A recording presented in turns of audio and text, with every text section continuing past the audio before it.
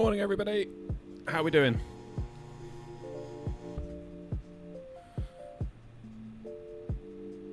Welcome to Gatwick. Good start already. GSX has decided to disconnect the jetway and I've no idea how to make it go back, so that's good.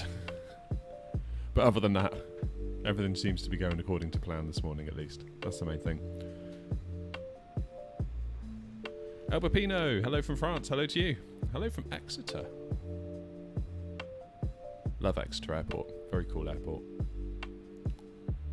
Morning, OKs.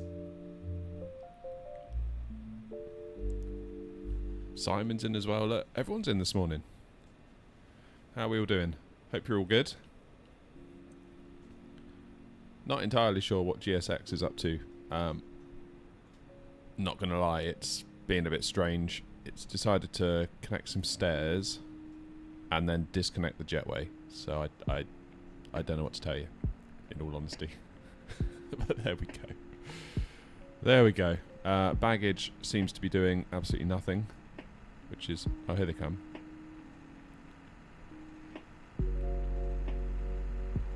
Straight through the cone. Well done.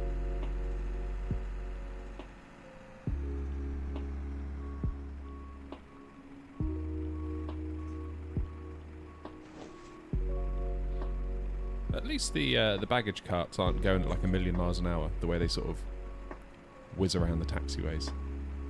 Much more realistic this way. The curse of GSX, yeah. I do like it, but I don't know, I kind of feel like the hype of the community misled me about it, put it that way. Yeah, it seemed like every cool kid streamer was using GSX and everyone was talking about it like, yeah, GSX, I gotta get GSX, I got GSX. I was like, okay. This is where the bar is then, I guess.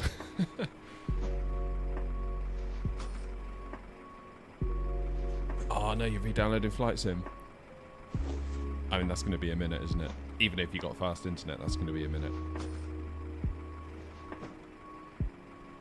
It's just too glitchy, yeah, it's... I definitely feel like I've got a love-hate thing going on with it. Like, when it works, it's like, yeah, this is really cool, but... I don't know, on the, like, it's cool that you get the baggage handling, I guess. I mean, the main thing for me is Pushback. That's the reason I bought it. I think that's where its real value is, if truth be told. All the extra stuff is, like, nice to have, but...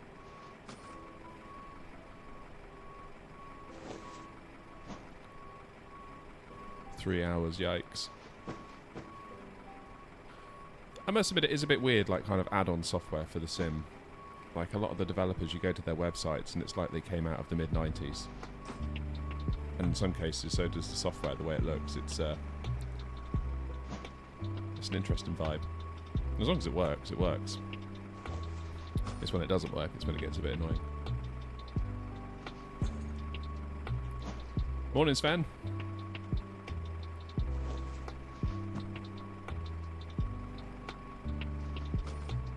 Welcome on in from Germany.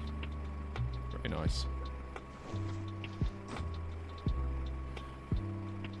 No, aviation crew, we are not on VATSIM. I did consider it, but there's nothing online really. There's like Gatwick Tower and then there's nothing all the way to Ibiza, so I just figured we'd chill this morning. I do have a new VATSIM video that is currently rendering, actually, on my laptop. So I've done the edit. So that one will be coming out either today or tomorrow, I would imagine. And we've also got a performance analysis video of the difference between Sim Update 12 and 13. Because I had a little bit of foresight and recorded some stuff with like frames per second on the go with Sim Update 12, and I recorded all the flight data so we can rerun that in Sim Update 13, which I've done. So now it's a case of putting that video together. So depending on what time I have this afternoon, once we land in Ibiza, that might be this afternoon's job. But yeah, spoiler alert, the VATSIM video, I made loads of mistakes. Probably more than I did on the first video. I think the reason is that I chose a really busy route and it was really short and it was like bang, bang, bang, bang, bang, like from the get-go. And I didn't have a moment to breathe, really. It was like very,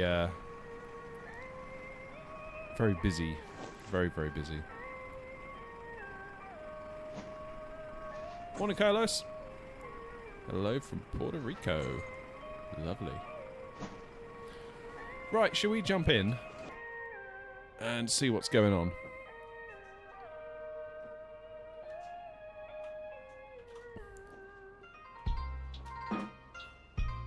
Turn that music down for a start. Yikes. There we go.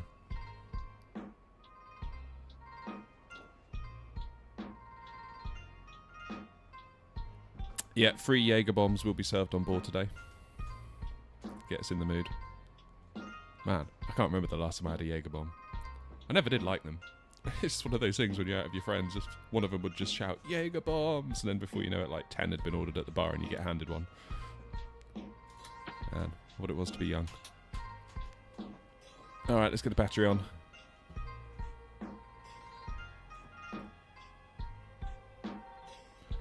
And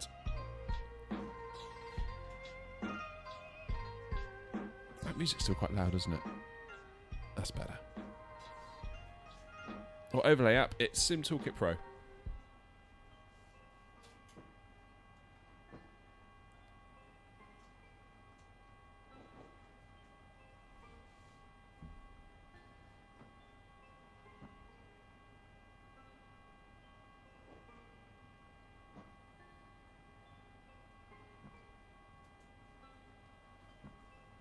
Hey, Splatty's in.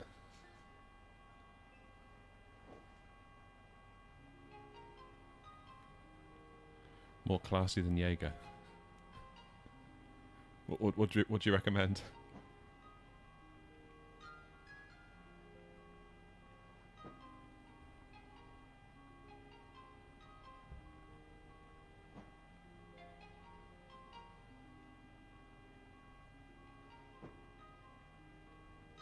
Alright, I'm just looking at my laptop here, sorry. Just trying to see how much fuel we need.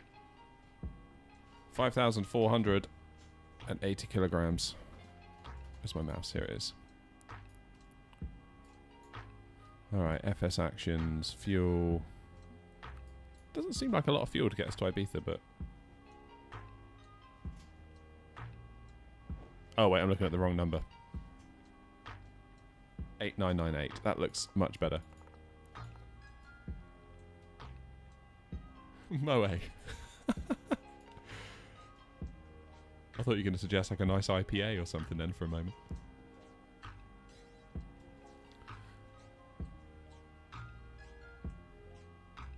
Am I going to do the flight back? I very much doubt it, okay? So, by the time we get there, it's probably... Yeah, there won't be enough time to do the return. And also I've got a stack of video I need to edit, so I may just use whatever time is left for me today to do that. Payload, what have we got on board today? 134. So that's 122 in the Scum class. And we've got 3,039 kilos. So if we do 15, 19 in the front, 15, 20 in the back, split the difference. There we go, good. You're doing EasyJet flight live today, not sure what route. Don't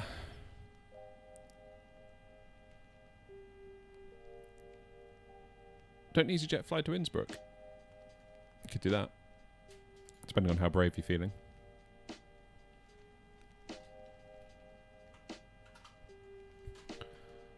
Alright, so we're fueled. Let's get the APU on. Otherwise we're going to be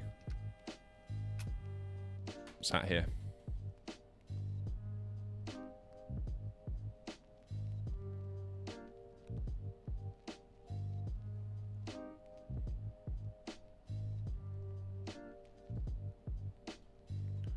Keeping an eye on this dial here, the EGT, exhaust gas temperature of the APU. There it goes.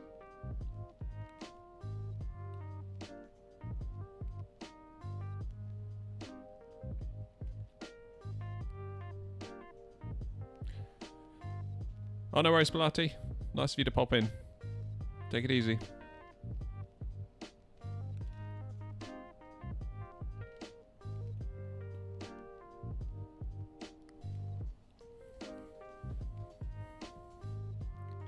Waiting on this blue light here. There it goes. All right. Now we're drawing power from the APU with these two middle switches. Once our engines are started, we can flick these two down on the outer edges, which will tell the plane to take the electrical power from the main engines as opposed to the APU, and then we can turn the APU off. Oh, you tried the Nvidia filters. Nice. I must admit, I don't actually have them on at the moment. I had a few crashing issues and I turned them off, and I've yet to turn them back on. Maybe I should look into that. Alright. Oops.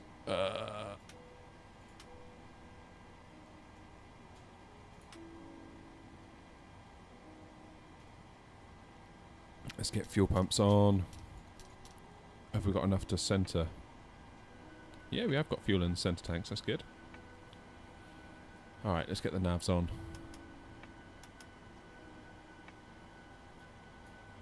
Let's do window heat, hydraulics, yaw dampener.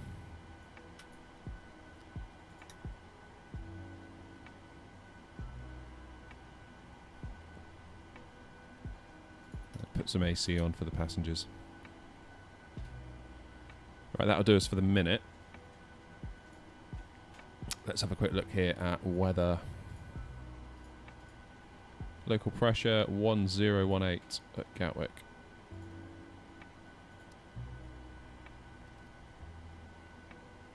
There we go, that's good.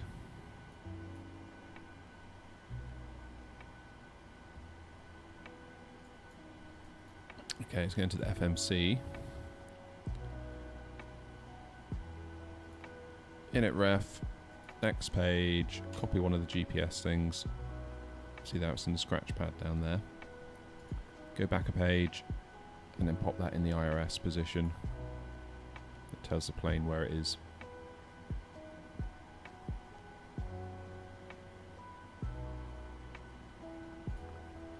Okay, the route. We are going EGKK Gatwick to LEIB, which is Ibiza. Activate, execute. Departures and arrivals. We'll depart Gatwick on 26 left.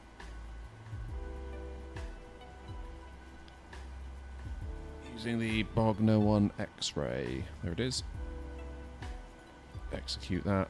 Back to the index of the departures arrivals page. Ibiza, ILS 0. Blimey, I've forgotten. What was it? ILS X 06. Transition via Demev, that's right. And the Cord 3 Victor arrival. If that works, that was awfully easy. Let's pop it into plan. We'll have a proper look. Right, so there we are. Basically out of Gatwick and make a left.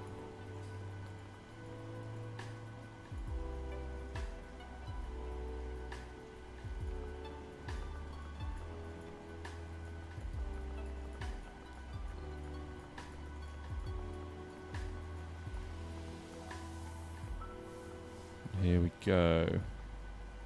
Okay, Demev then. So we've got discontinuity here, so we'll click on Osnock because we want to join this one with this waypoint here. You see you've got a little then box. Put Osnock into then, it will join it. And it's sort of like, do you actually want to do that? Yes we do. Execute.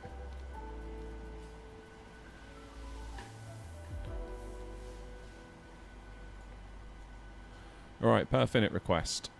Let's phone home to Simbrief and get all of this information that I'm far too lazy to type in myself. Could do it manually from the OFP, but that wouldn't be any fun, would it? What's my call sign? I forget, actually. I don't think it's really relevant because we're not on VATSIM. Probably like NOT 737 or something. That's what I usually set it to.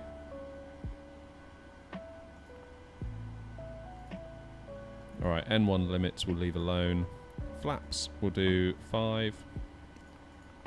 Get our V-speeds. Centre of gravity 23.4, which means the trim is 494. Which is about there, I would say.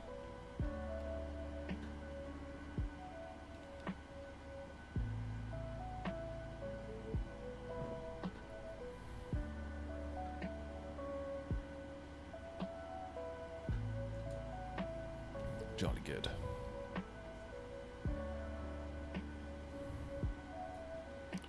Okay, pull that out of plan. Back to normal.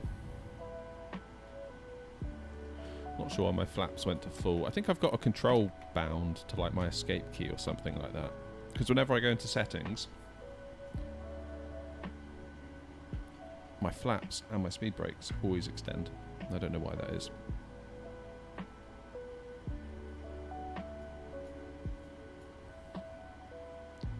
Okay, let's set our speed to V2 plus 15, which would make it 163.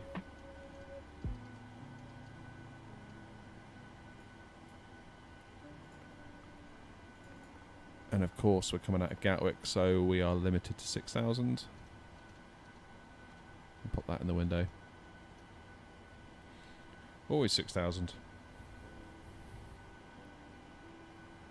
Always 6,000 out of Gatwick.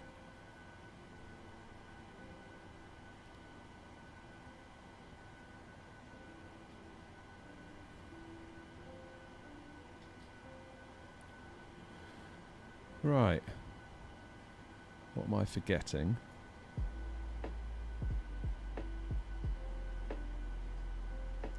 Definitely forgetting something.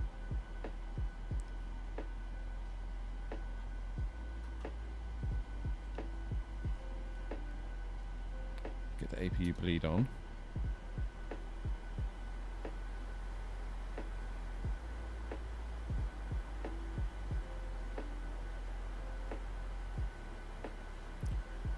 Now, what was our cruise today?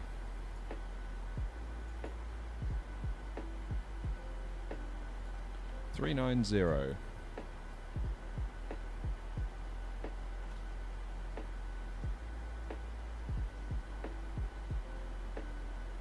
we go.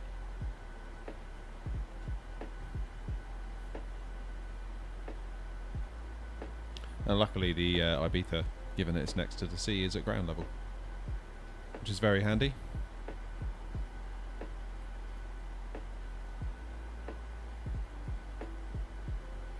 Good. How are we doing outside? Oh, the jetway's come back. Look at that. The jetway is back, but my frames are gone. Good times. Okay, everyone's loaded, so let's get rid of the jetway.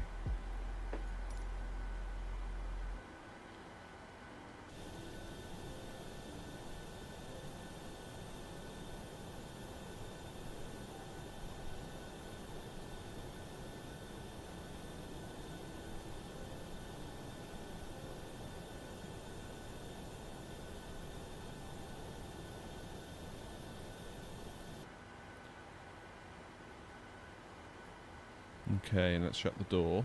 I don't know what it is when I look outside. The frames just go, like, sometimes. It's really weird. You come back in the cockpit and it's fine. Let's close the door.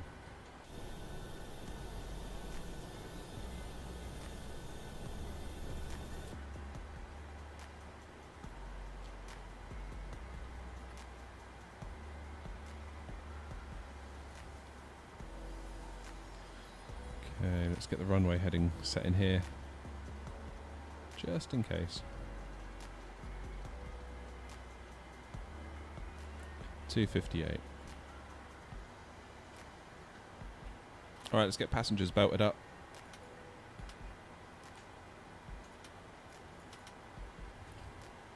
Let's get ready to push back. So, GSX, if you would care to not be buggy and work.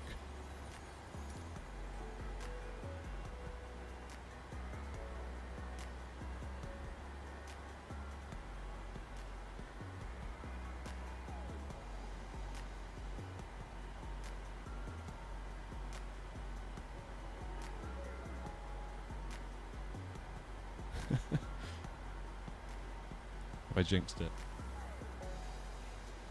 Hello, Captain. We are ready for pushback.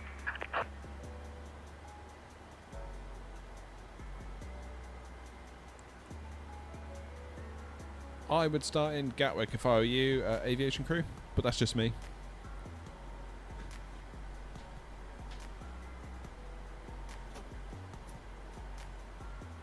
Departure check completed. Bypass pin inserted.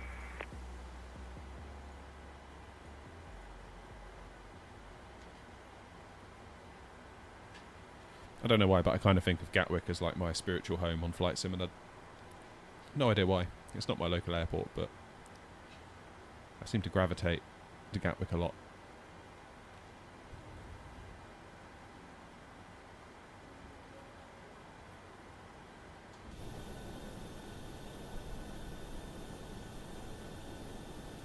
Locking gear.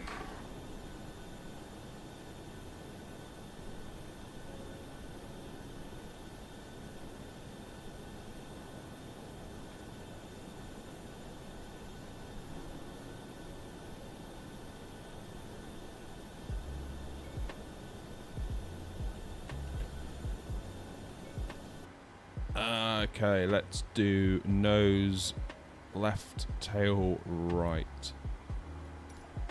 Release parking brakes, please.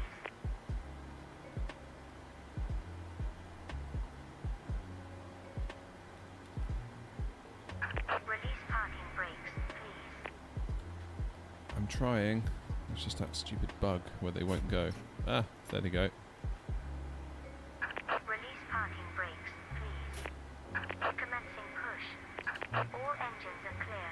Start at will.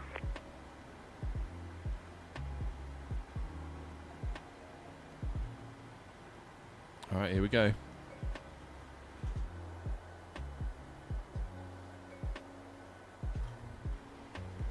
So let's packs off. Engine. Do engine 2 into ground first, shall we? Getting some N2. There we go.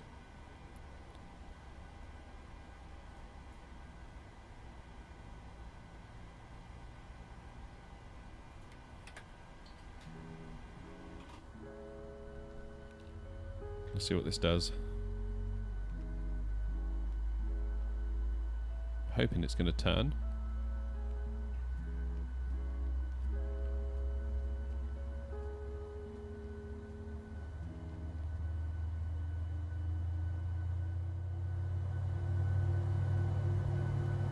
Yeah, there it goes.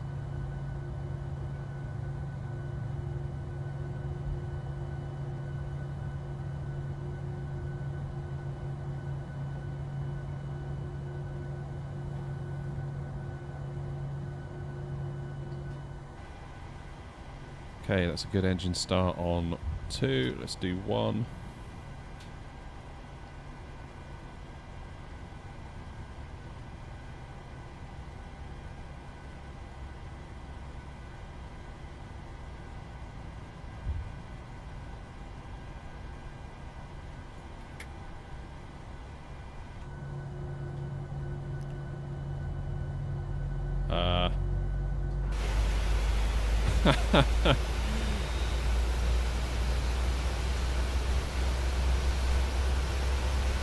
Please set parking brakes. What was I just saying about the value of GSX being in its pushbacks? Waiting your confirmation for a good engine start. Oh, that's funny. Incredible scenes.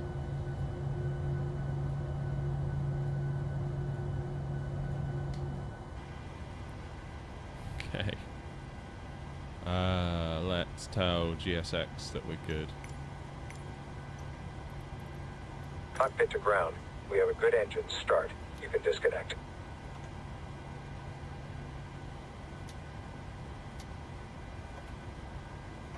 Okay, alarm, arm LNAV, arm VNAV, auto throttle armed. Okay, let's take power from the engines. Auto, auto, auto.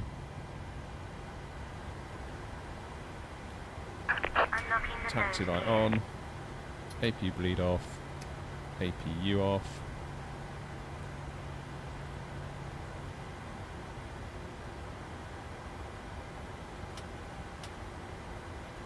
See, if Bevy was here, that would be his fault. Oh, Bevy, there you are. See, I knew it was your fault. Tow truck disconnected. Bypass in. See, Bevy? Look what you've done. Left is clear. Right is clear.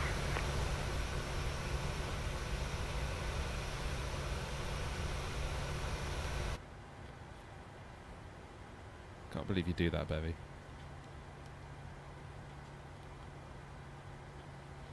Right. Let's auto brakes in RTO, rejected takeoff. Just get that on so it doesn't yell at us. It's alright, Bevy, I forgive you.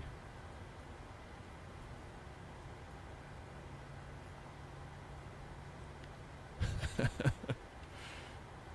can't believe that. We were just saying at the start of the stream, Bevy, like GSX, kind of like how it's really buggy and just a bit like, eh. But then I said, but it's okay, because the main value is that it always pushes you back correctly, and it's just done that.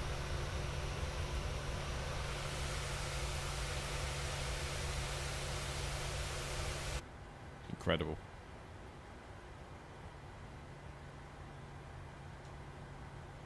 Incredible. Right, well, I feel like I'm forgetting loads of stuff. I don't think I am. Flaps 5, we can do that. We'll do that en route.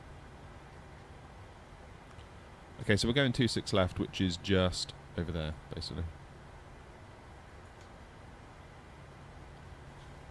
Right, let's get the cam on, and we'll have a little taxi, shall we?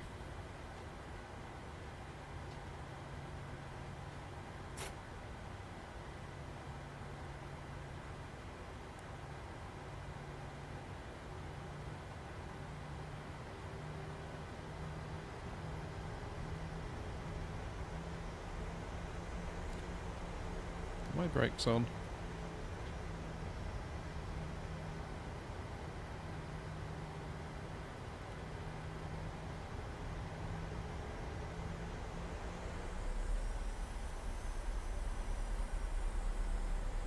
Maybe it's because we were in the grass.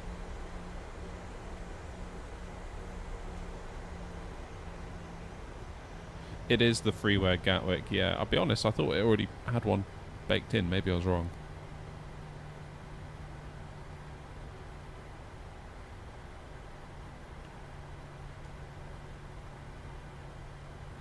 Could well be wrong on that.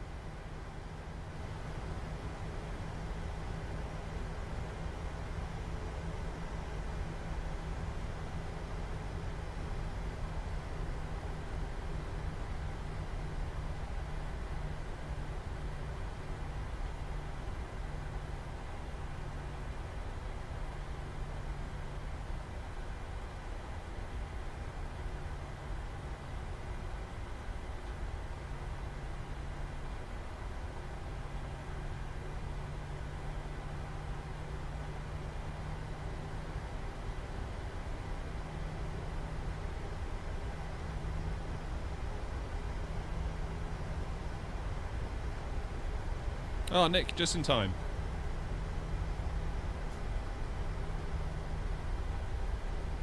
Oh, okay, Simon, I didn't realise that. Thank you.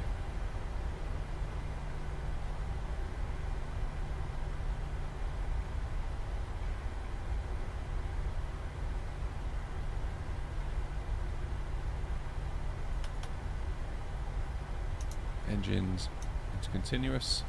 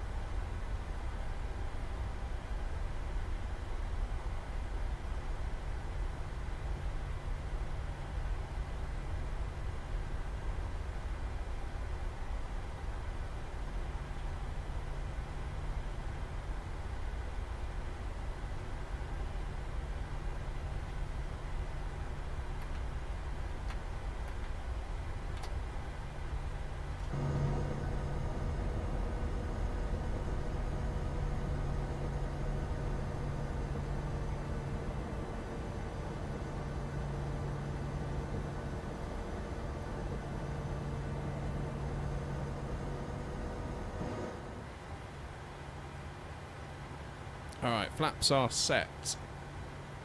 Everything's good, I think. Just got this nagging feeling I've forgotten something.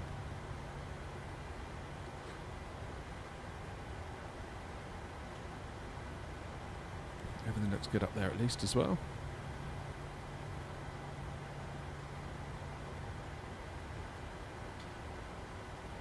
Very good. Right. Shall we go?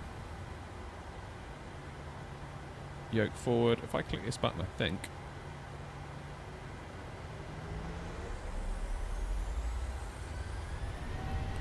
We'll just do it.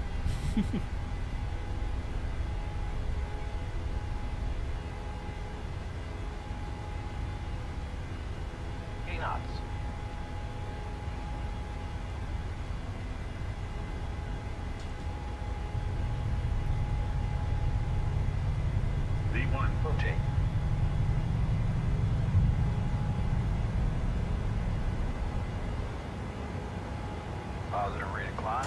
Gear up.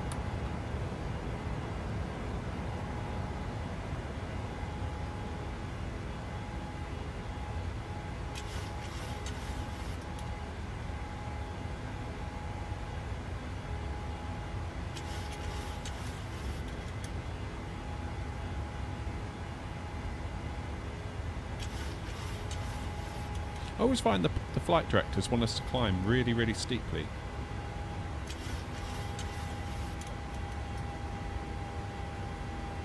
I'm never sure why that is.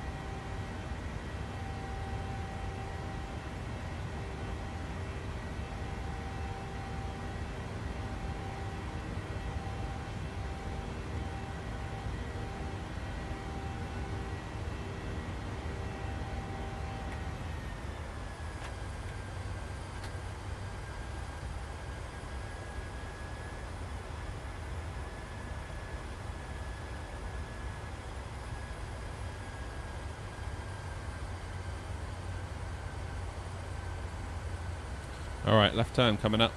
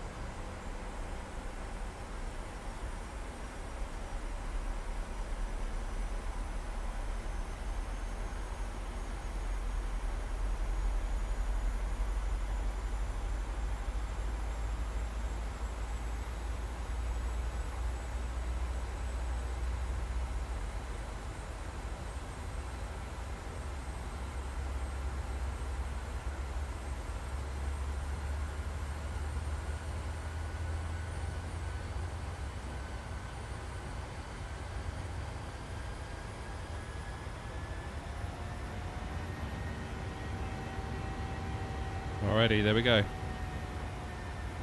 Autopilot engaged.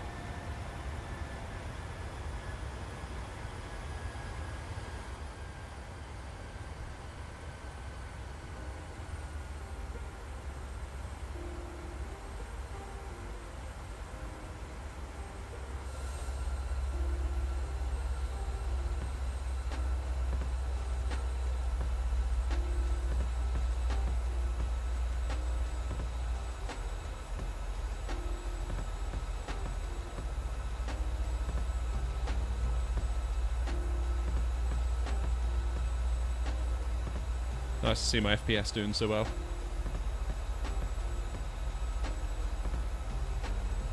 Incredible.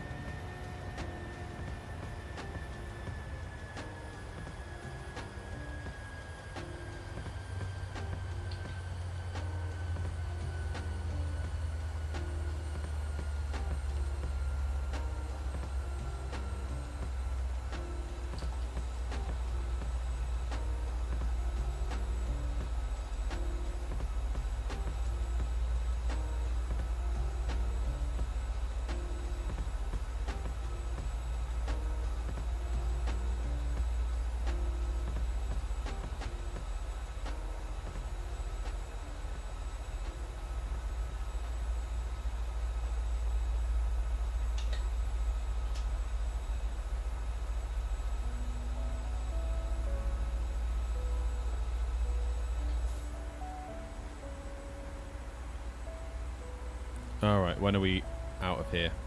One more waypoint. Another 10 miles after this turn.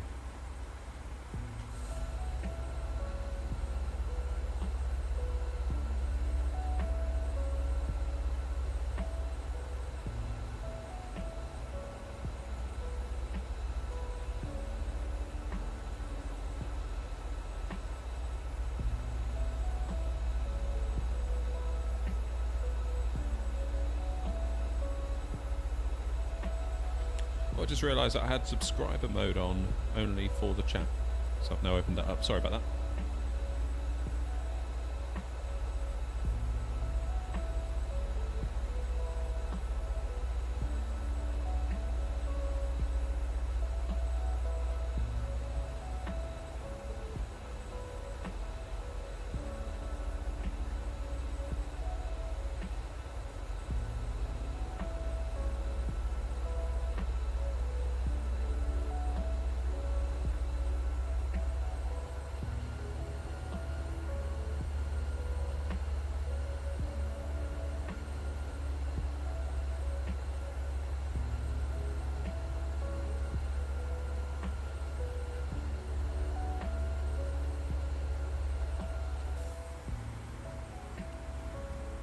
Okay, so this waypoint here is the last one in our SID, and from there it's a straight on climb up to 390.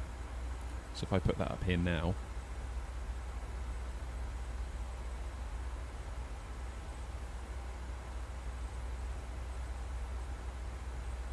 the plane will do it.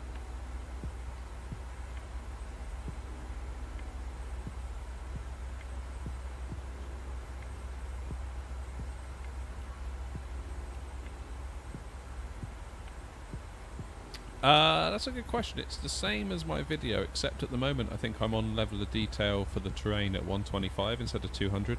That's only because I was messing around with it last night, recording different level of detail stuff for an upcoming video, and I haven't changed it back.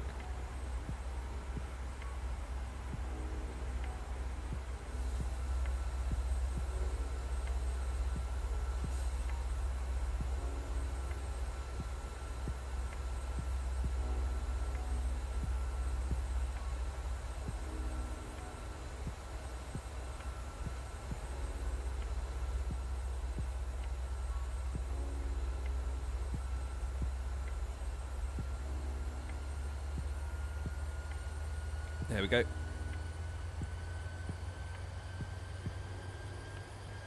That's us climbing.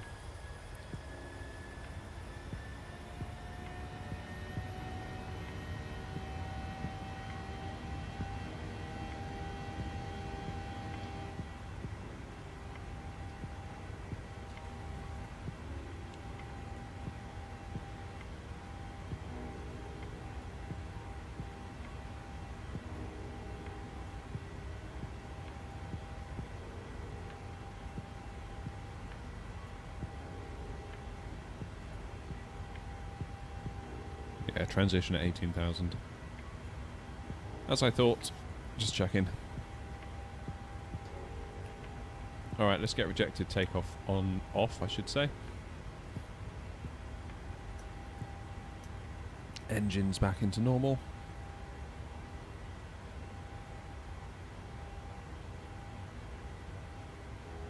Coming up on 10,000, so we'll get the lights off too.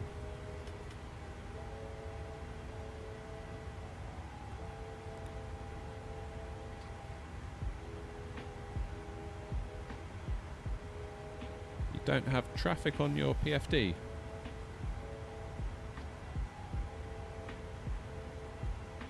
How do you mean? I mean, we're not on VATSIM, so kind of irrelevant, I guess. It's just us.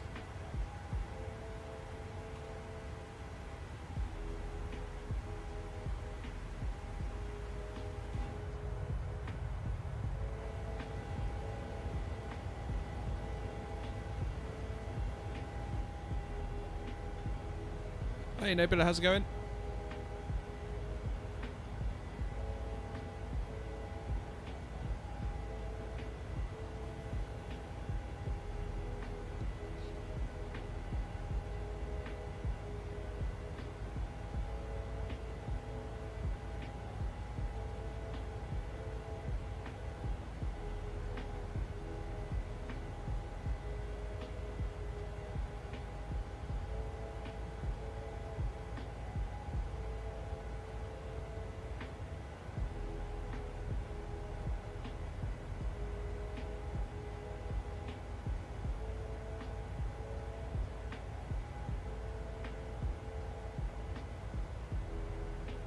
Yeah, very well, thank you. Very, very well. Loving all those photos you take, by the way.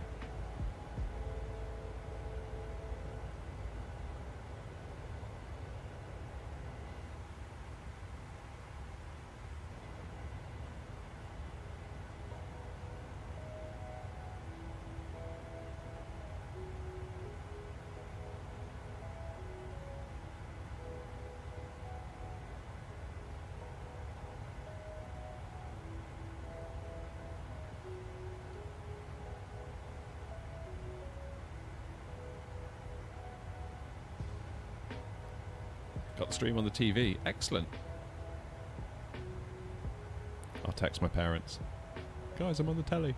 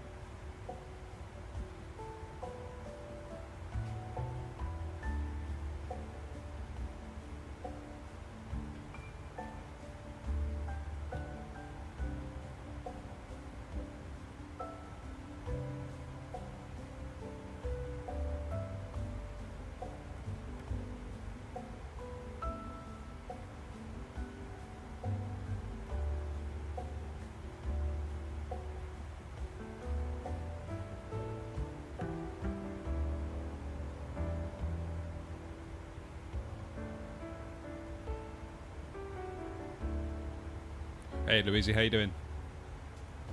Sorry you're late. Don't be sorry you're late. It's all good.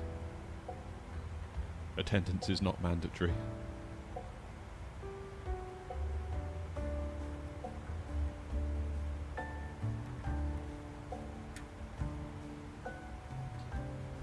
Ah, fuel.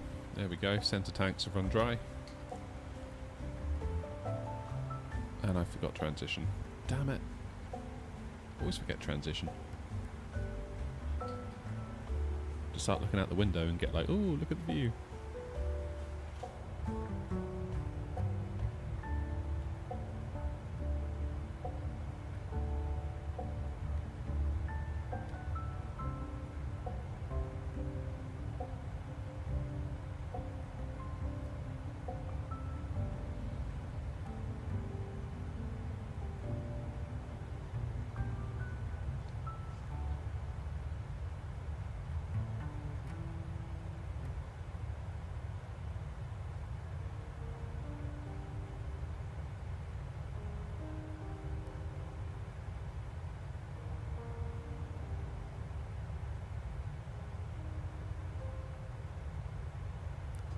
The D word?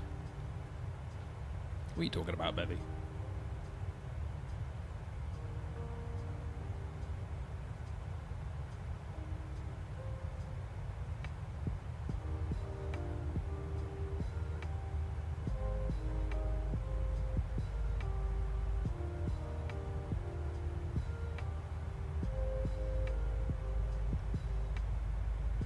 Hey, I'm planning on starting Microsoft Flight Sim, but I need some guidance. Actually, you're a type-rated 737 pilot. Nice! Oh, you can tell me everything I'm doing wrong then. Just trust me, I guarantee I'm doing so much wrong. Don't be fooled. Just because I have a YouTube channel does not mean I know everything.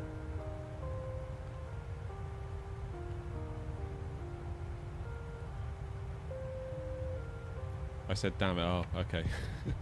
You got me, Bevy. So I want some guidance, I want some tips, sorry, on how to use Flight Sim for practice. So, I'm presuming you already have the PMDG 737. If you don't, that's probably the thing to get. Maybe FSI panel would be a sensible thing to get. If you scroll back through my videos, I think about a week or two ago I put a video up on it, sort of explaining how it works.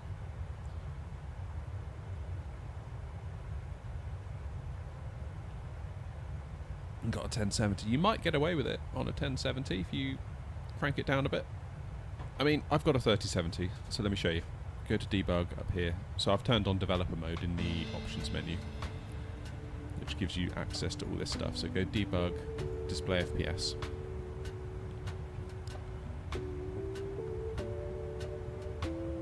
So I've actually capped my sim to 30 frames a second. So it's possible we could be getting a lot more here and we're just not seeing it. But weirdly, my GPU is actually taking a bit of a beating at the moment. Normally it's the other way around.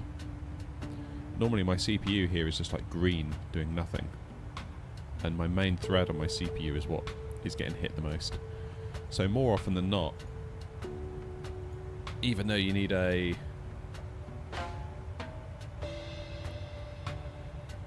you do need a fairly decent GPU,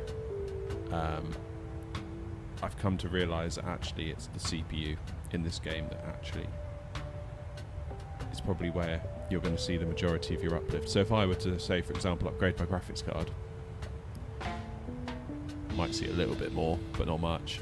Whereas if I got the latest and greatest Intel, I don't know, 14900K, whenever that comes out in the next month or two, or the AMD 7800X3D, that's going to give me loads more performance than chucking in a better GPU.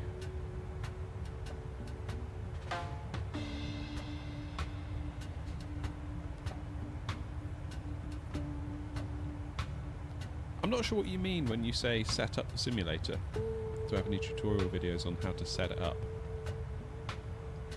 I'm not entirely sure what you mean.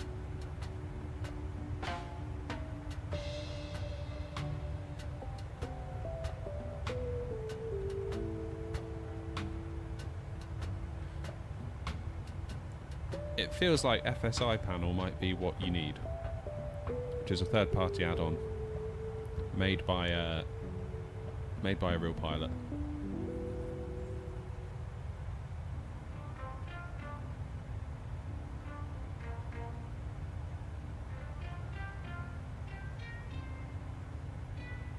Download the sim on Steam.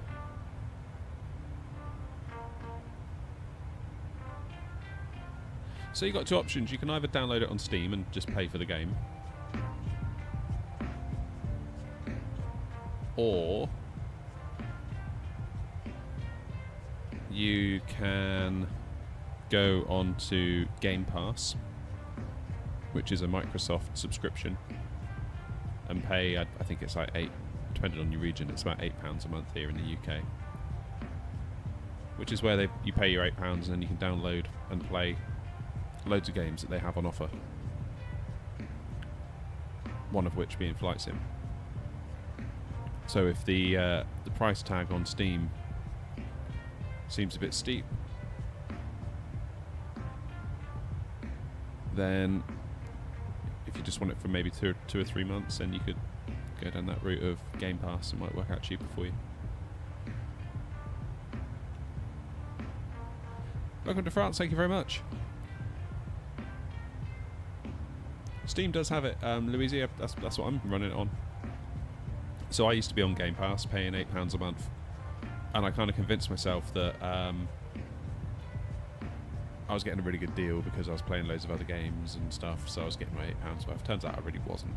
I was playing a lot of Halo, but I was playing multiplayer, which is free to play anyway, and available on Steam. So I made the decision to cancel Game Pass, and I just bought the Premium Deluxe version when it went on sale. Got like 30% off. And that was that.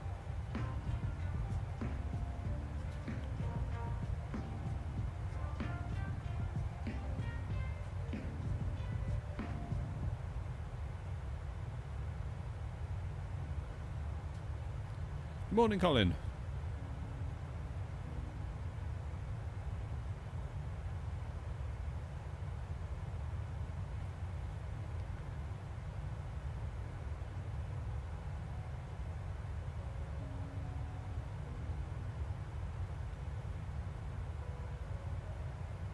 Not entirely sure I'm qualified to answer your question there, Kraken.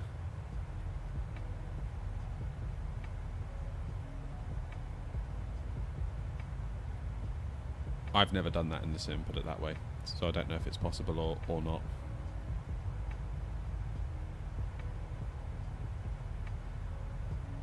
I know that FSI panel has training scenarios if you pay for the top version, but I don't know if that will give you what you need. I haven't explored it myself yet. I have it, but I haven't dove into it in that level yet.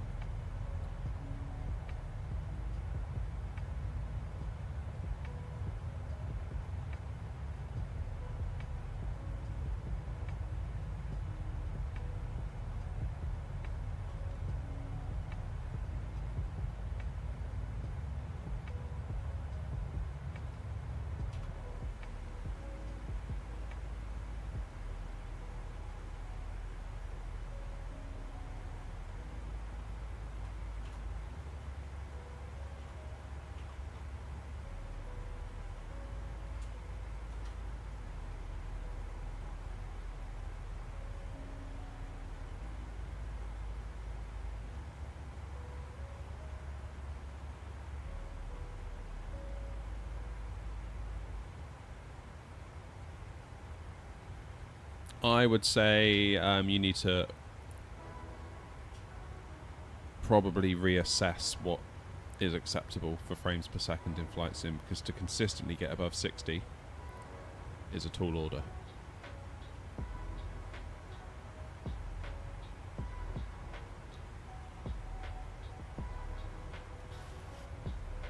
In all honesty, a solid 30 is more than enough. 60 would be lovely, but, you know, if you went to a 40 series Nvidia GPU, you could maybe enable frame generation, but that's kind of like fake frames, really. So as a pilot, you're not getting any more new information.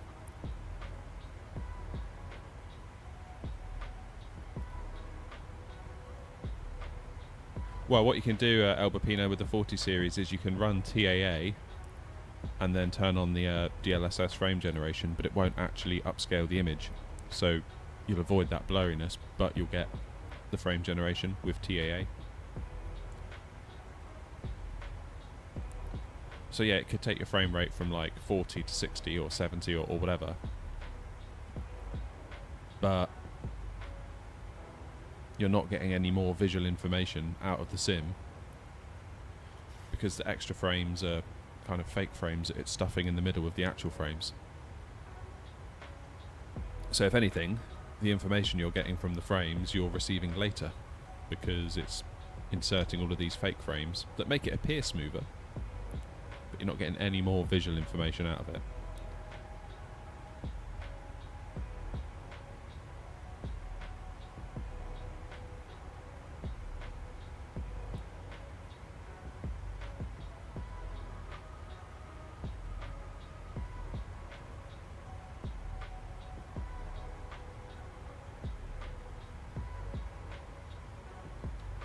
That's the thing with frame generation. I'm not entirely sure it's all it's cracked up to be.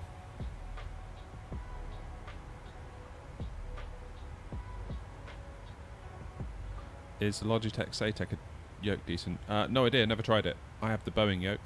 Let me show you. This one here from Thrustmaster. I've got the Airbus side stick just over here. I've also got an Airbus throttle which triggers so many people, it's hilarious.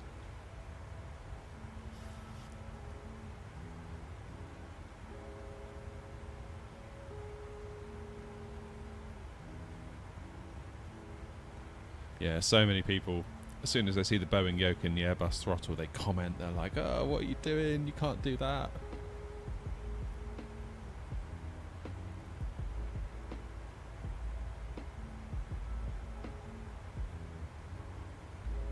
But actually it works really well, because obviously when you're flying the Airbus, it's really handy to have the climb gates. So kind of like, you know, you've got these gates that the levers click into for the climb gate and all that stuff. It's really handy. And when you're flying Boeing, just ignore the clicks. Just treat it like a yoke.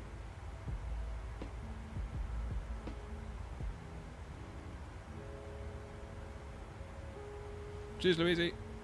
Colin says, I'm new to the chat. I've been watching for ages. Very helpful. Thanks. Just been flying the Phoenix. Bought the 737, but haven't flown it. What's your setup? I see you using the Thrustmaster throttles. Yeah, so Airbus throttles, Boeing yoke, Airbus side stick for when I'm flying the Airbus, and I've got some Logitech rudder pedals underneath the desk here.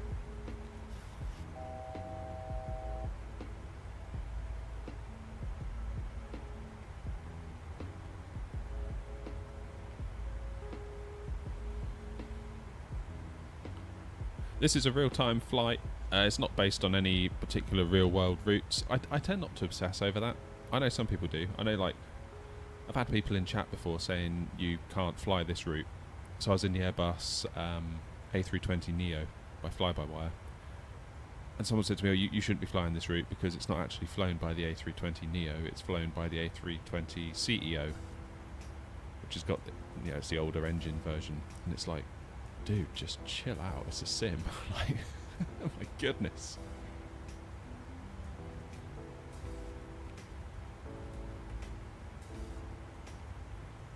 I think we all just need to relax.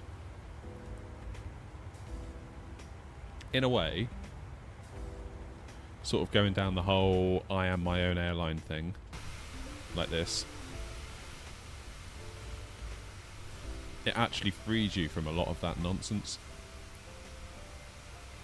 Like someone, I don't know, if you're like flying an EasyJet plane, someone would say to me like, oh, EasyJet don't fly that route. It's like, so what?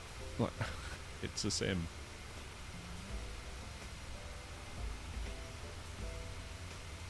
But yeah, doing your own thing in terms of a virtual airline kind of thing, much better.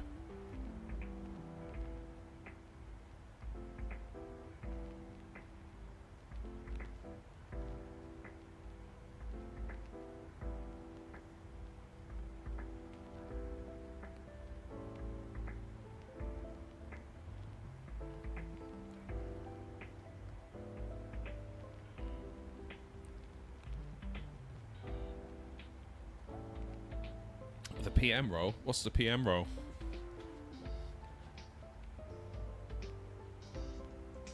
Oh, pilot monitoring. I don't know, me, I guess. it's just me. There is that bit of software, isn't there? What's it called? The one where it's almost like you've got a co-pilot with you, and it talks back to you.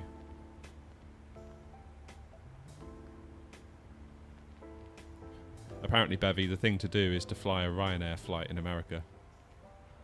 That ruffles some feathers, apparently. Yeah, Qantas 747 from Gatwick to Dublin. That'd be good, wouldn't it?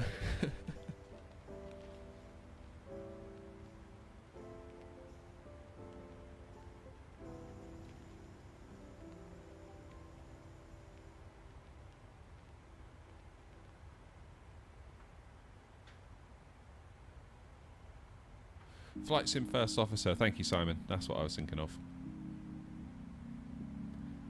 Yeah, so Kraken, maybe that would help you. I don't know. I haven't used it though.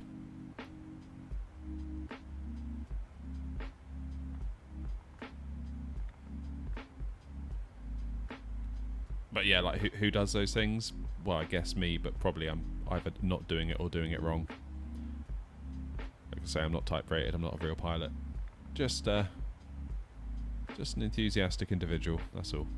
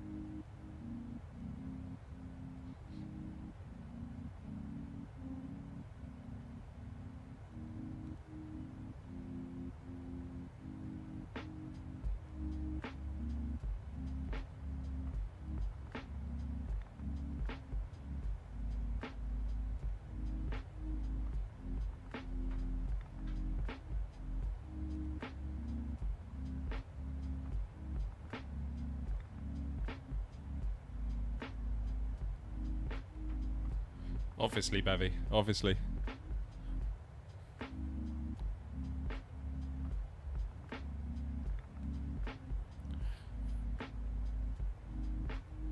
Well, good luck with everything, Kraken. That sounds like you're onto a good thing there.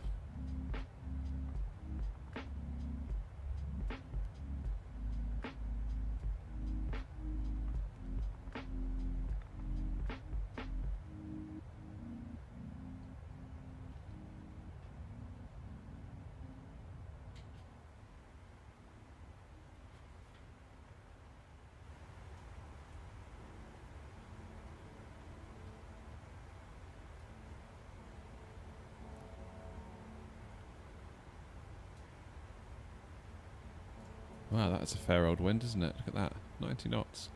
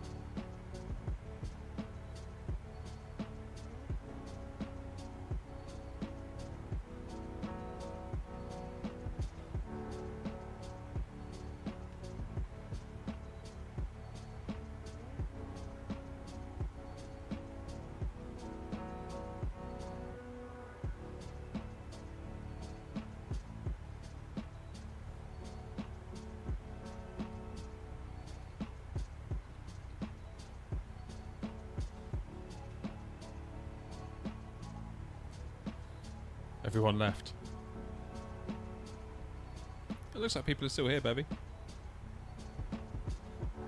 It's a funny one with like live content. You can't expect everyone to be in the chat. Some people may just want it on to chill and whatever. It's all good.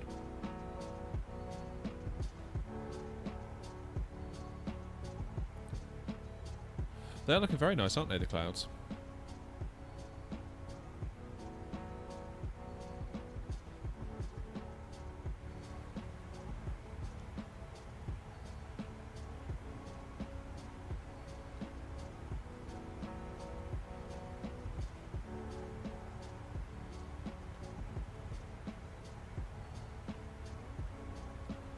What's the weather going to be doing when we get into Ibiza? Right, let's zoom this out a bit, show you where we are in a bit more detail. So we're cracking on. We're maybe a quarter of the way? No. I was going to say a quarter of the way across France. Probably not quite that yet.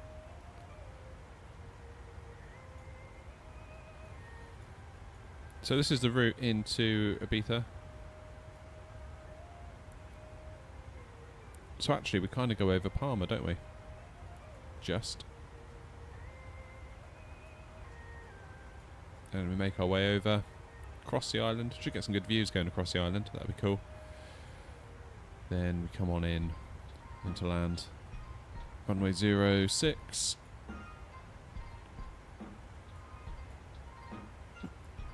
And we'll go for, should we go for stand 24? I mean, I guess it depends what's free, because I've got FSLTL fairly well stacked at the moment.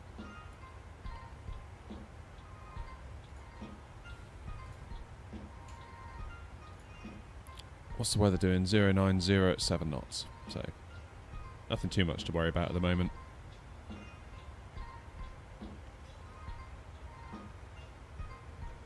I believe that a paper plane stream would be the most popular stream on your channel. I beg to differ, Bevy. I beg to differ.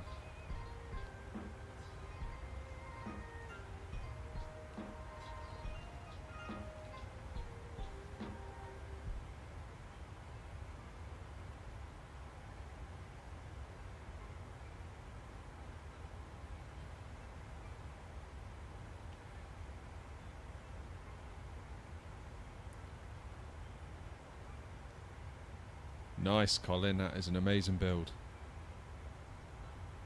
7800X3D and a 4090. 50 FPS. Wow. In a way, it is still quite tragic, isn't it, that you spend all of that and you only get 50 FPS, but relative to everything else, that is still good going. That is very good going. Are you running frame generation with that, Colin, or not?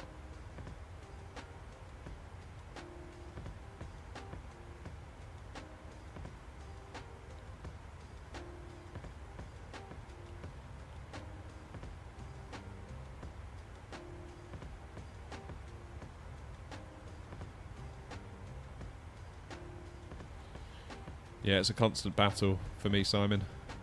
I don't know what we're doing now. 30. See, and usually my GPU's taking a hammering. Normally my GPU is like chilling at this point. It must be the clouds. I'd be interested to see what you get with frame gen, Colin, because I wouldn't be surprised if you sort of get up into the 70s or the 80s or maybe even higher. But then, like we were saying earlier, it's a funny one, really.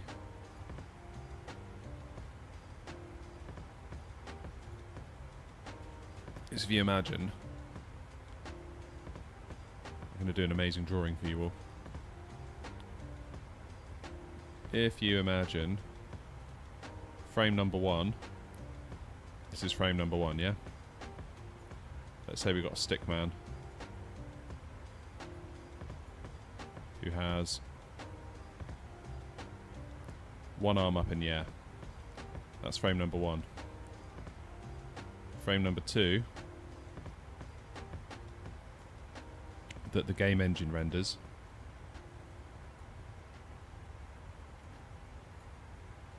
There's both arms flat.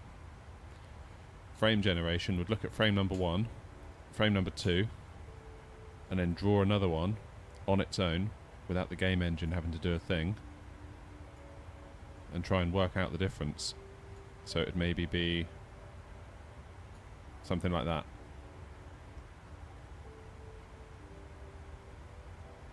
But this frame is fake. It doesn't come from the game engine. And by this frame here being generated, it has delayed you seeing this frame. Whereas without frame generation on, you would have seen this frame a lot quicker. Well, I say a lot quicker, we're talking milliseconds, but... So you're still getting the same end result, but you're just getting in like an intermediary kind of frame. But it does look smoother.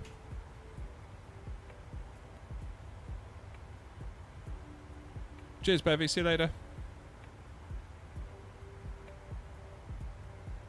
So you don't have to have DLSS on to have frame generation on. It's weird. Nvidia have like branded it quite poorly, in my opinion.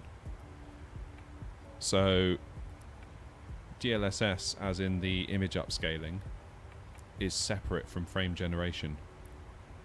So you can run, say, TAA instead of DLSS to avoid getting blurry screens kind of on your PFD and all that stuff, and then enable frame gen alongside it. That is an option.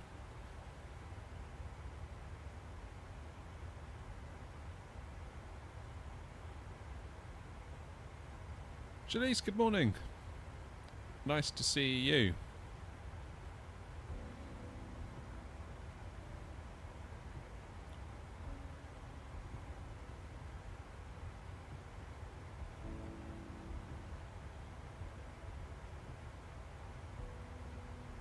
Yeah, I just remain unconvinced with frame gen, because the whole idea of more frames per second, aside from it looking smoother and more visually appealing, the real argument behind it is that you're getting more up-to-date information into your eyeballs from the game. Therefore you can make better decisions about how you fly. I mean, the age-old example is like competitive first-person shooter games on the PC, like Counter-Strike and things like that. The higher the frames, the argument is that you could see an enemy quicker. Because if you're running at 300 frames a second and you have a monitor that can output 300 frames a second, you're going to see an enemy's shoulder peek out from a doorway sooner than if you're on a 60 frames per second monitor running at 60 frames per second. So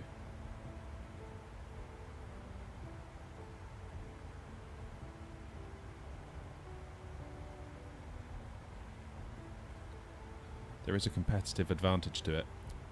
I suppose in the sim though, everything just moves slow. I mean, look at how slowly those clouds are moving right now. Could be 30, could be 60 frames a second. It's not going to make a difference. I guess you might notice it on short final a little bit.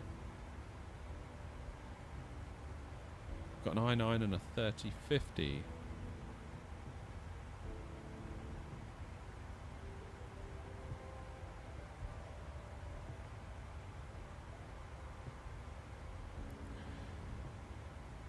So you're probably, Simon, probably going to be limited to by your graphics card, I would imagine. Depends how old your i9 is, because obviously not all i9s are created equal.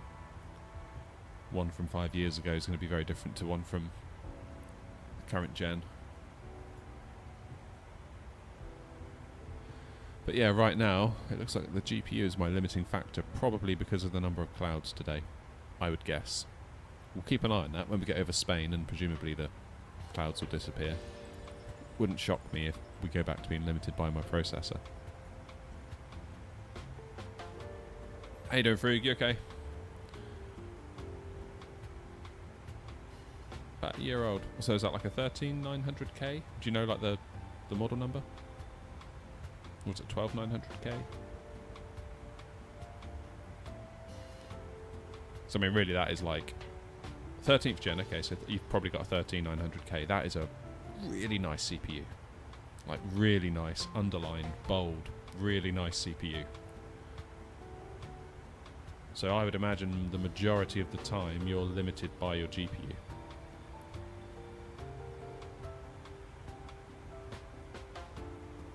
I would guess on a 3050.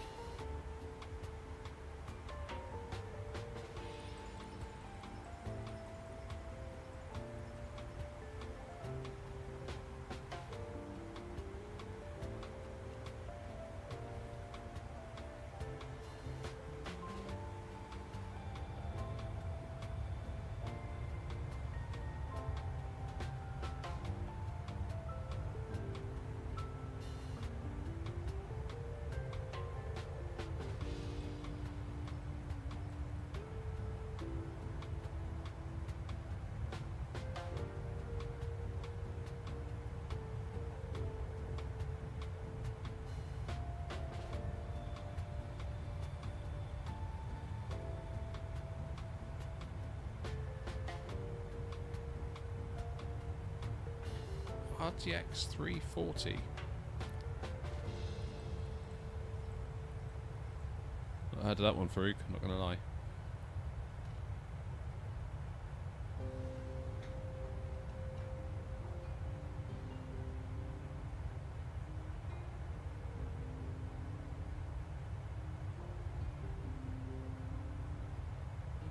But yeah, I just think we're so CPU limited, I think, with this game, really. For the majority of the time.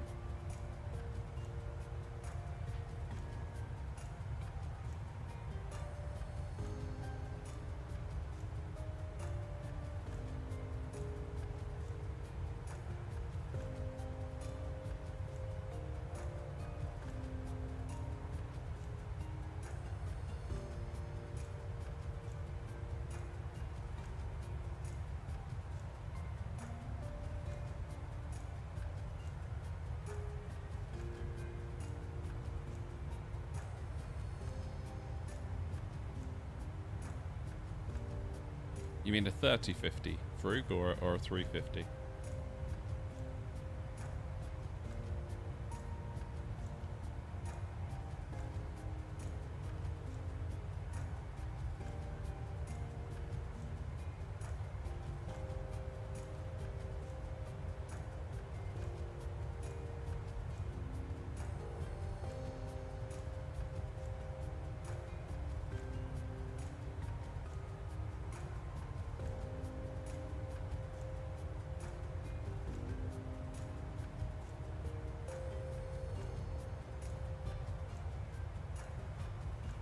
Yeah, it's very single core reliant. The thing is, though, it's really hard to multi-thread a sim, because so much of a sim, you know, inherent to the way a sim works, is that one thing has to happen to inform the next thing, to inform the next thing, to inform the next thing. So it all happens in series. Whereas to get things working on a multi-core, things run in parallel. But the plane, for example, the plane doesn't know how to handle until the wind has hit it, for example. So the wind has to be simulated for the plane to then react to it. And if you were to run those on two separate threads, you could end up in a position where the wind on thread number 2, that work doesn't complete in time for thread number 1 to react to it, and then you could get in all sorts of weird trouble. I feel like my expectations are quite low in terms of what they can do in that regard. Just because of the inherent difficulty of the problem.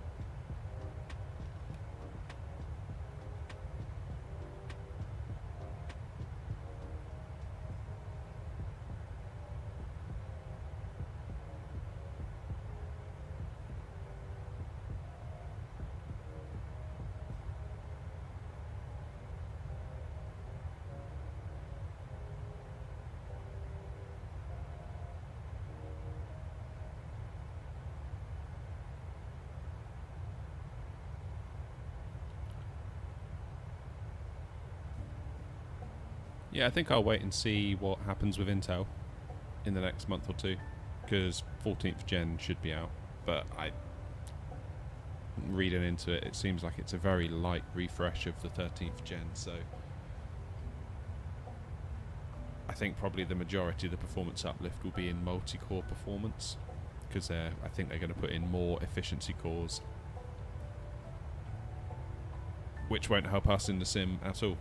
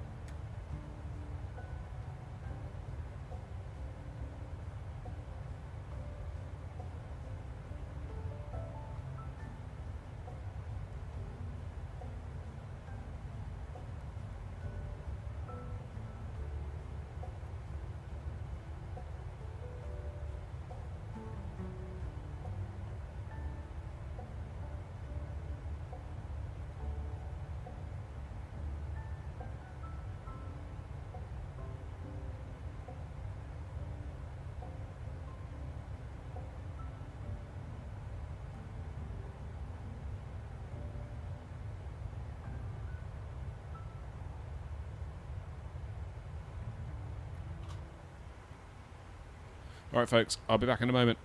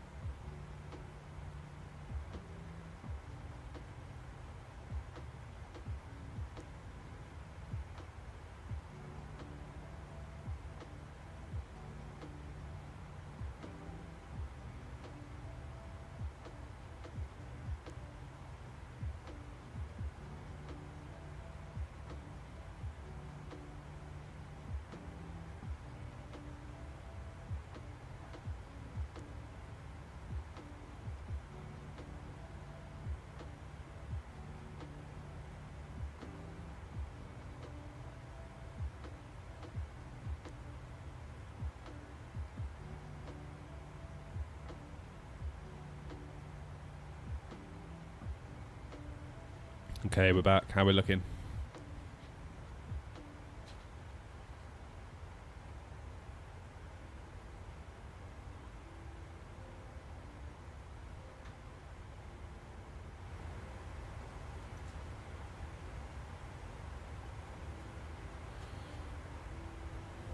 Let's have a look at the charts. Where are we?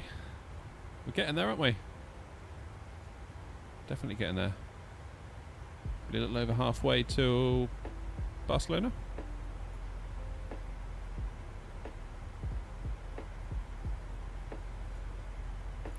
When does the plane think top of descent is?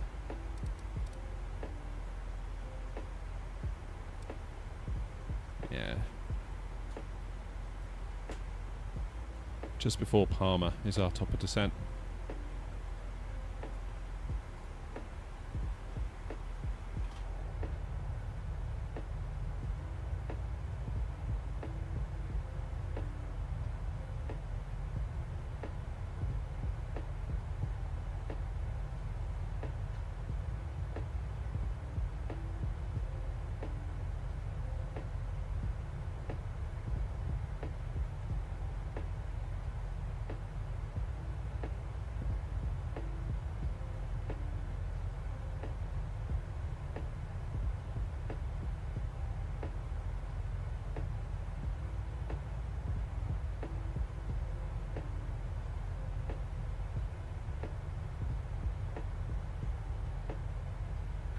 Have I seen the Just Flight F100/70 coming out next year sometime? No, I have not.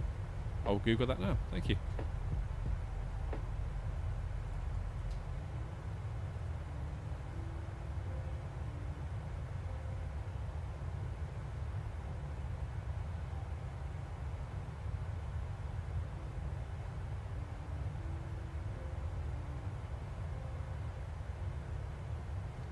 Oh, yes, wait a minute, I have. I know what you mean now, sorry. Gotta be honest, probably not the type of thing I would fly.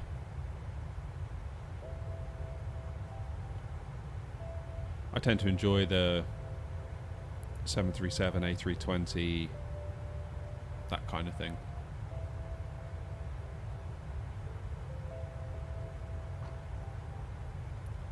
Looking forward to the 777. And the Aerosoft A330 whenever that becomes a thing. So it'd be nice to start getting into some bigger stuff.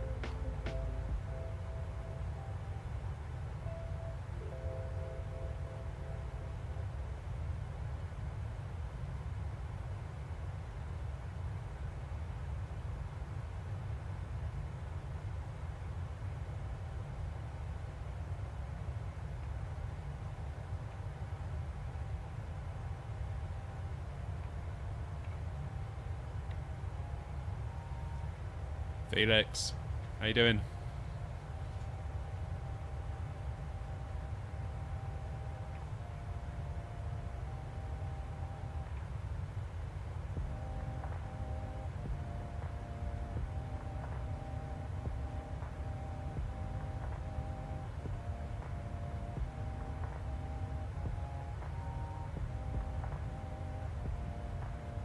board. Oh no.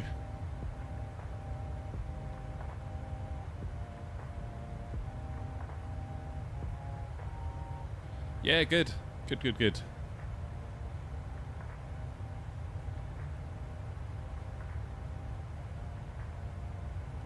Hoping for a nice landing in Ibiza.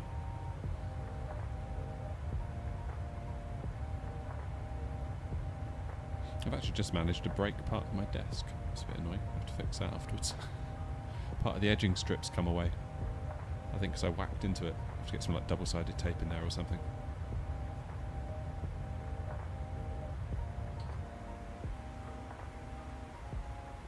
Yeah, so what are we at? About 200 miles? Top of descent? Little way to go yet.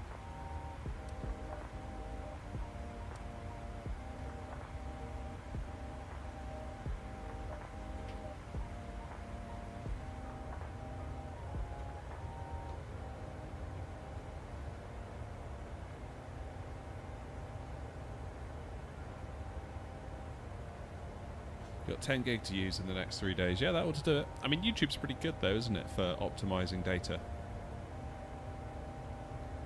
That's where I think it excels for live streaming over Twitch, because if I was to stream at 6,000 kilobits to Twitch, you would then have to download it at 6,000, whereas YouTube, I upload to it at, say, 9, and it then transcodes it and sends it to you in something more sensible.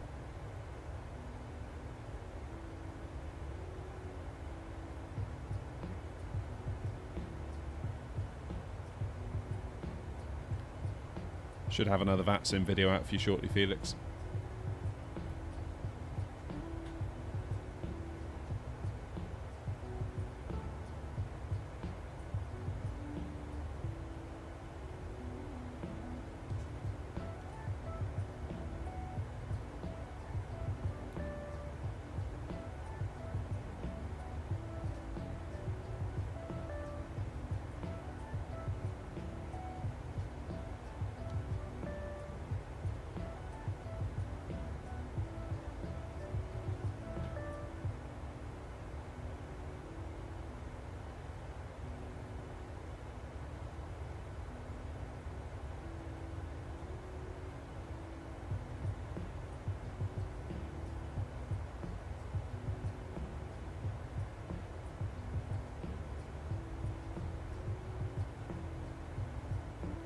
Oh, welcome back, Nick. Is it going well? Yeah. Yeah, it's kind of going well. Sort of. It's just hard. I think well, as you'll see from the video, I made the mistake of choosing a really busy short route. And as a result, it was like go, go, go, go, go all the way. And I kind of lost track of my frequencies, so I didn't have the next one programmed in, so I could just hit the switch button. So each time I was having to dial it in, which didn't help. And for whatever reason, because the controllers were like moving me around with altitude and stuff like that, I couldn't get approach mode to work coming into Gatwick, which was weird, so I had to manually fly it. And then, while manually flying, they tell me to switch frequencies from like approach onto tower. So I had to do that while trying to fly. Yeah, it was just hard.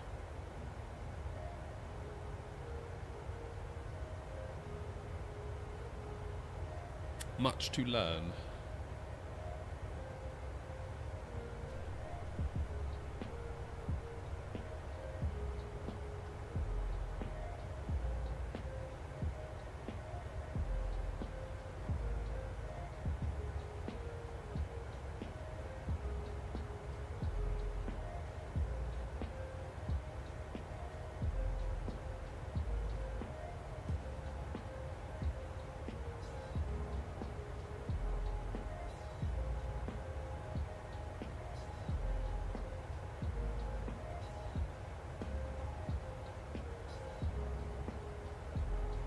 Makes me think maybe I need to get one of those like radio panels from Logitech. Just keep it on my desk and tune in frequencies that way, because then I can keep looking forward, like in the cockpit view, and stand a chance of flying the thing if I'm flying manually at that point.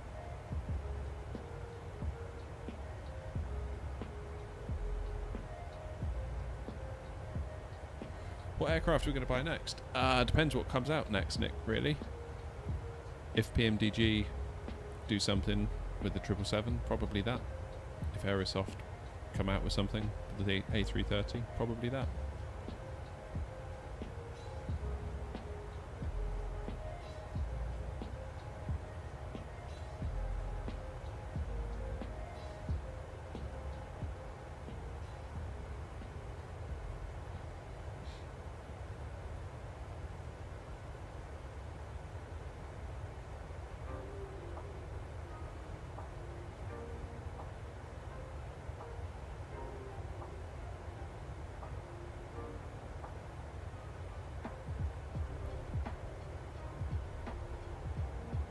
PMDG is not coming this year.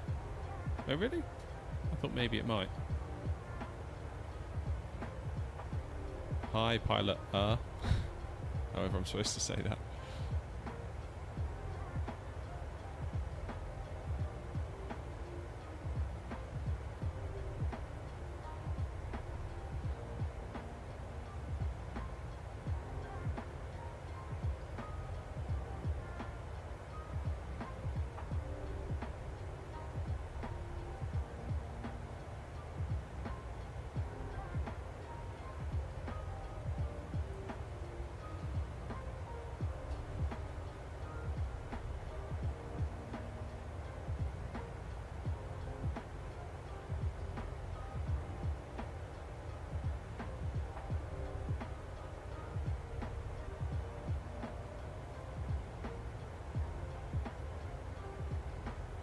Morning, Europe.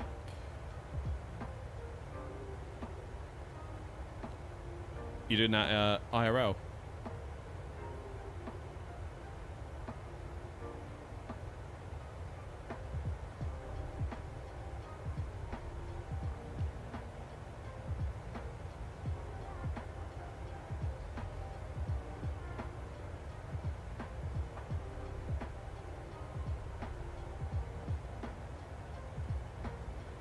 That's Greece, isn't it?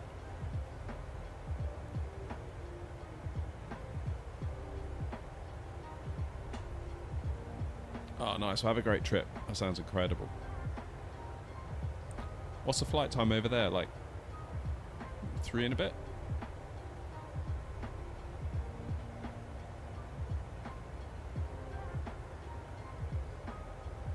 What airline am I currently flying? My own.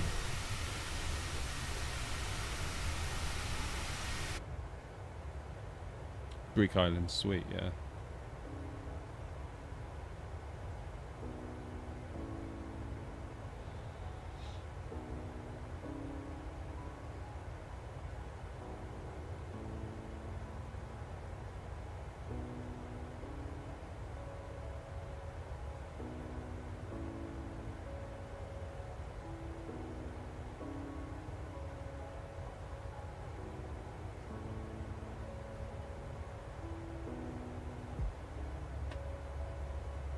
Do you know what plane you're going to go on, Europe?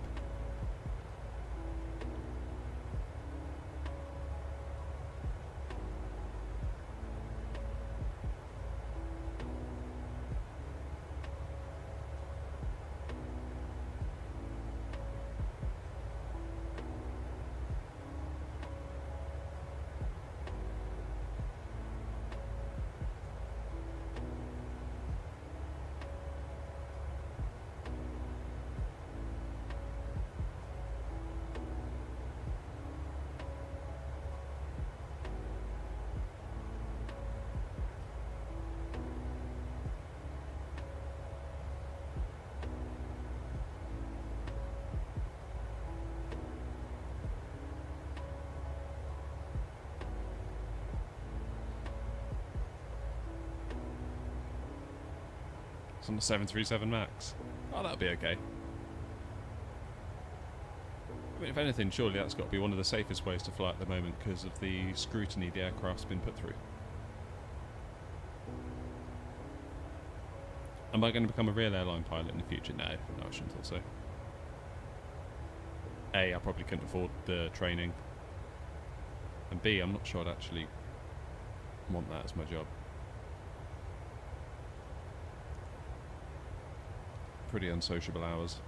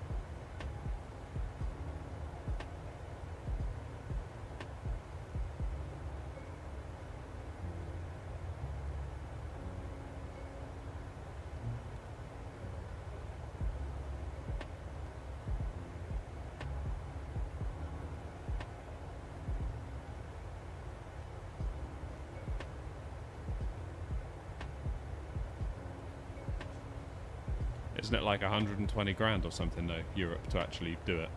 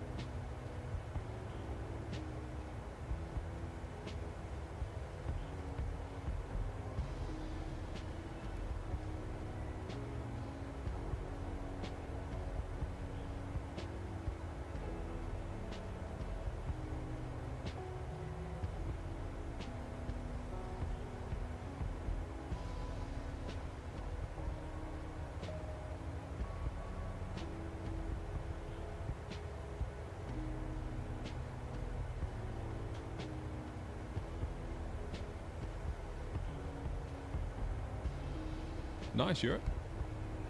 I'm rooting for you.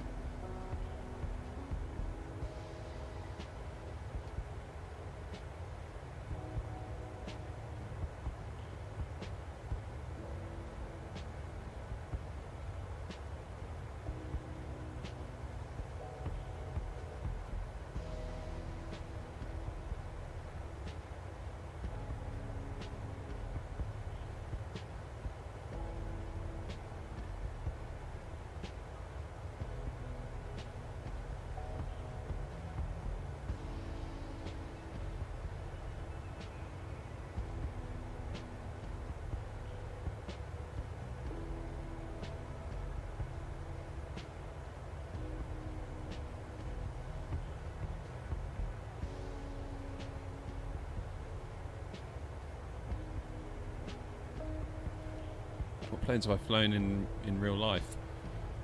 The Dash, whatever it is, the Dash 8, and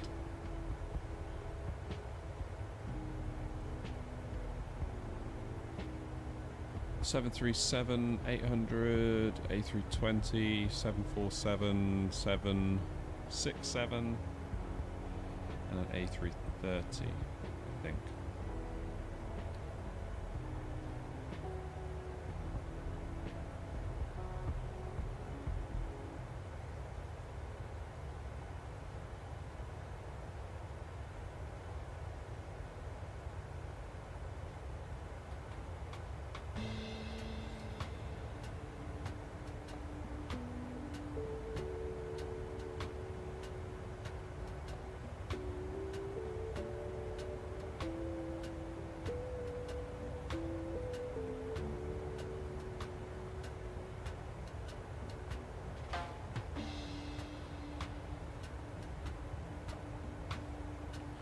position do you play Europe?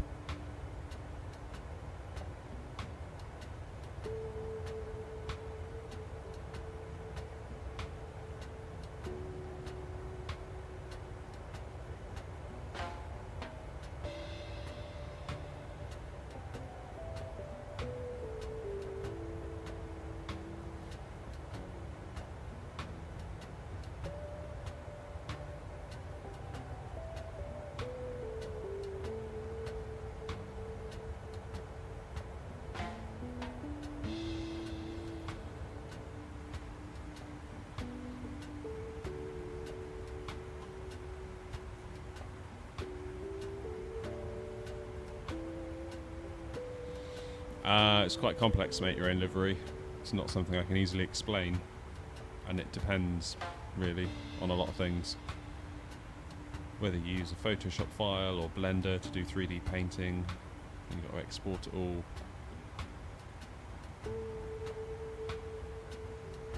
I would make a YouTube video about it, but I just can't see that many people would actually watch it. It would take ages to make. Doesn't seem like a good use of time.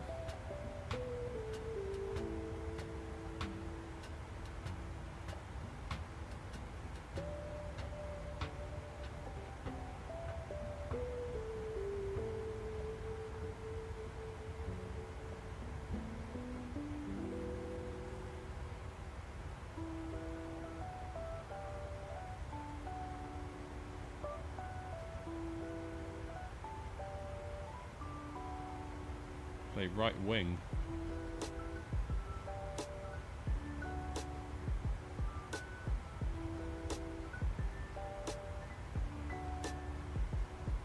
I wish I knew what right wing meant.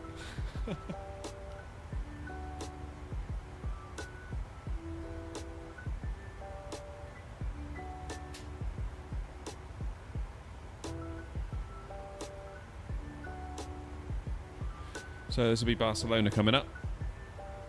Let's check our frames, because we were looking earlier and we were GPU limited, which is unusual, and I think it's because of all the cloud.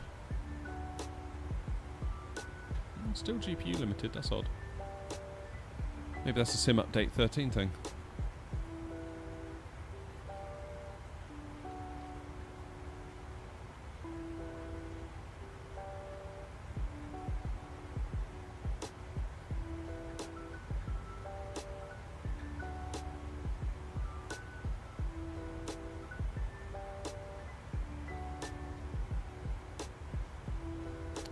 The map is from SimToolkit Pro, same as what's given us the data at the top of the screen.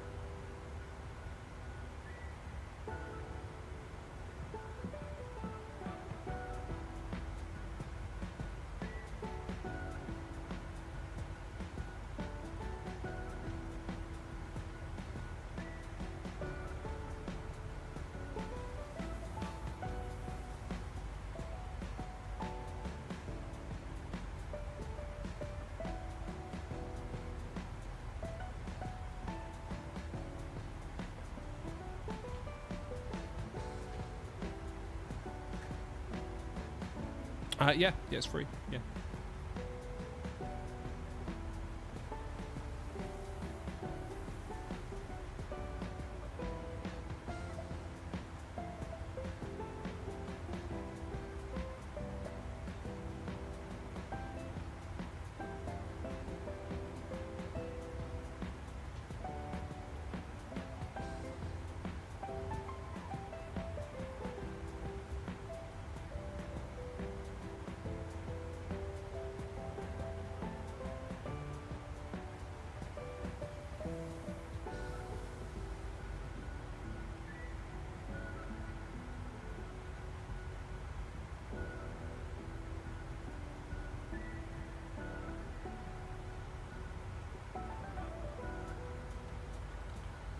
Oh, Mental Pilot's doing a virtual type rating course. I did not know that.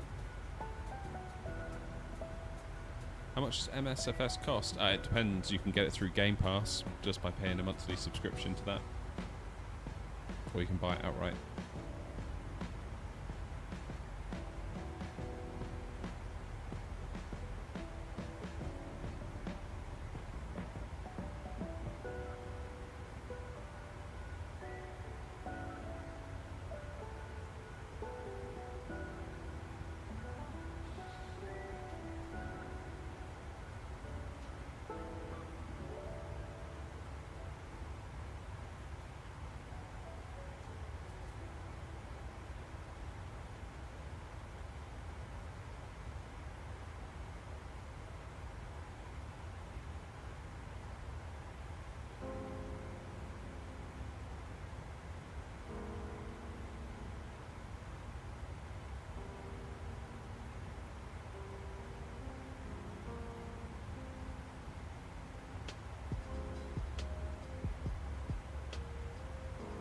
So is that a paid for thing, Simon?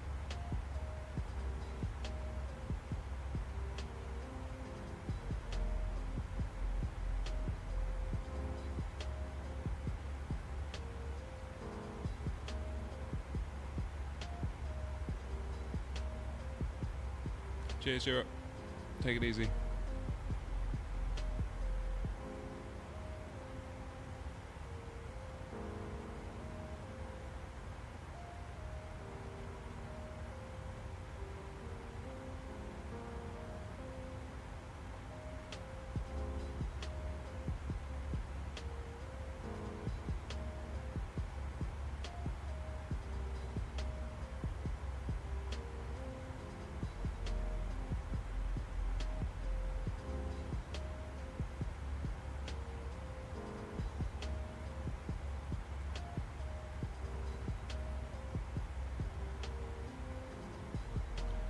Is it just on his YouTube, Simon? I'm struggling to see it. I'm just having a quick look now.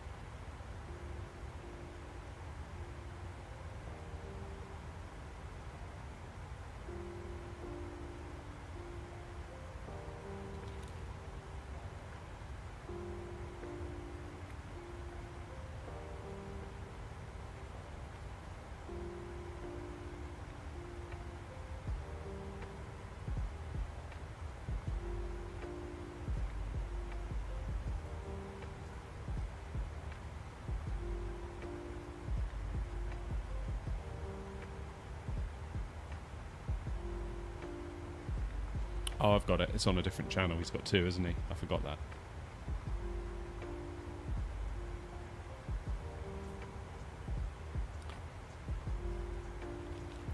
Yeah, I'll be watching that for sure.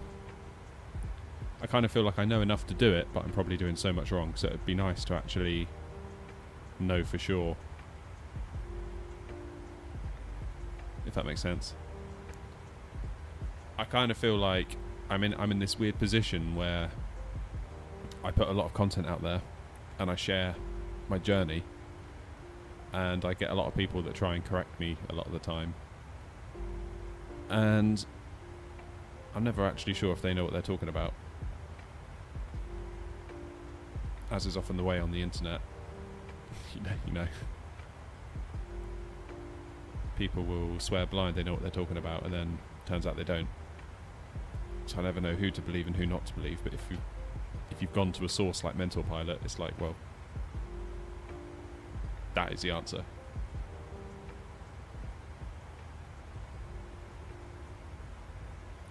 It's funny, you see it in my comments sometimes. You'll get someone saying, oh, you shouldn't do it this way, you should do it that way. And then you get an actual pilot being like, real pilot here, just so you know, you don't do it that way at all, it's actually done this way. So, yeah. I'll definitely watch that. Thanks for letting us know.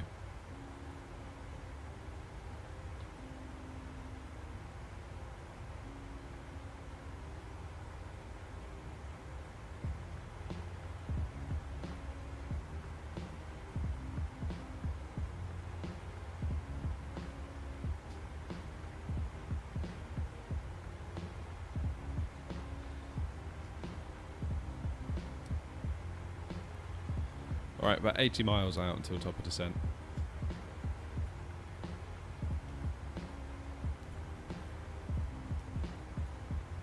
We're going down to 3,000 feet.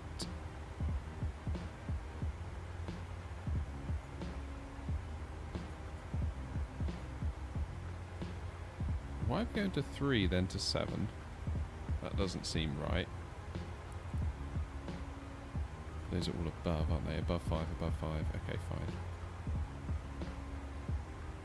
2,000. I'll tell you what I'm going to do. Just in case we overshoot our top of descent point, I'm going to put 2,000 up here. Then when the time is right, the plane will just do all the work and get us straight down. I will also go into DES mode and forecast and request the winds.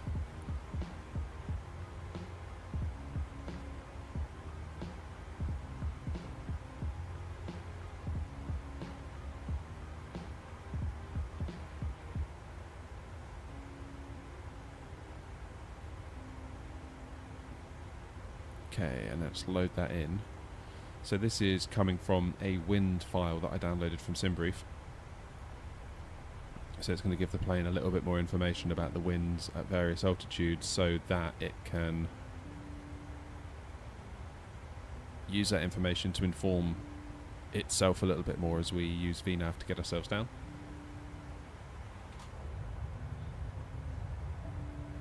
What's the first ever flight sim I played?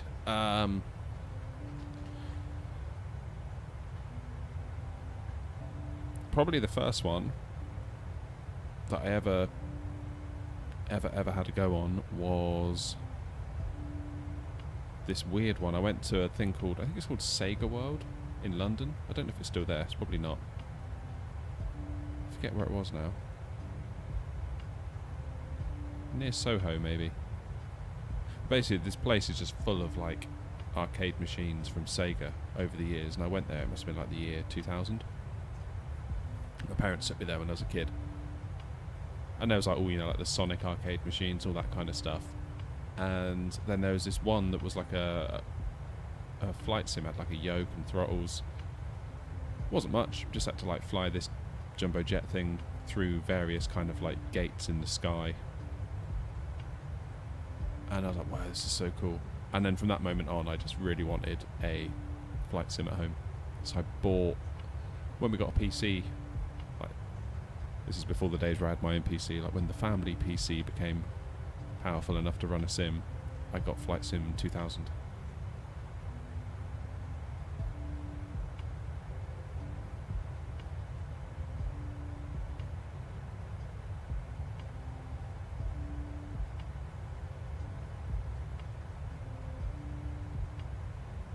He described an event where he got his lead of his headset caught in the window and had to do a manual decompression to get it uncaught. No way. Huh.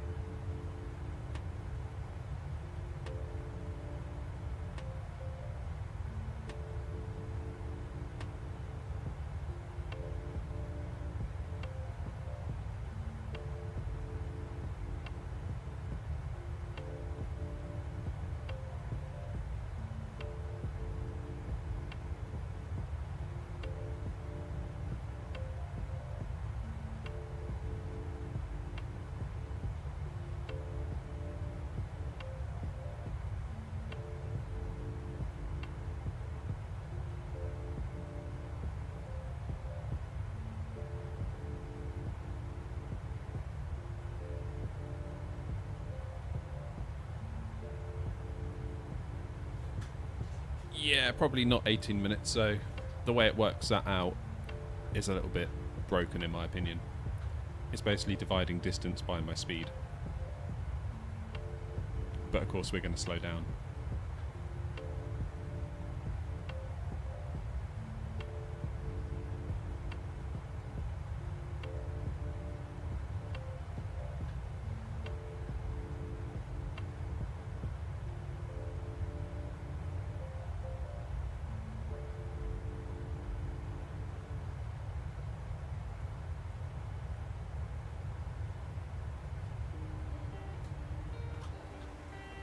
So it should have Palma. Yeah, there it is.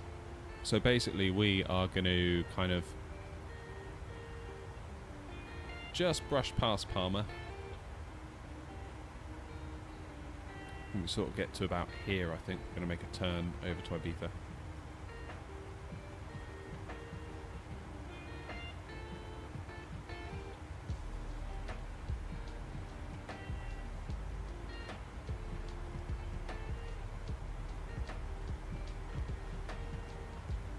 Okay, I'm going to go and quickly grab a glass of water and I'll be right back, okay?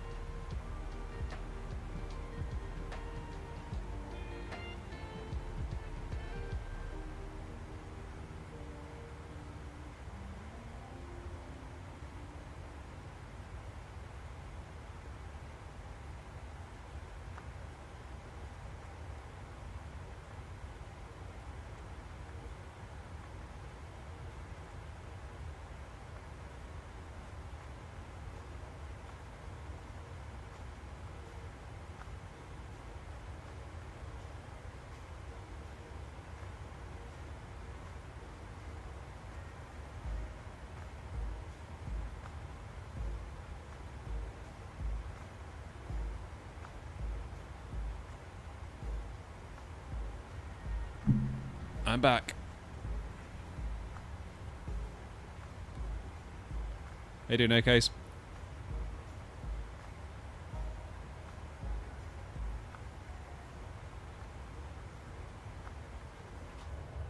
we see mainland Spain? Yeah, we can just about see it, can't we?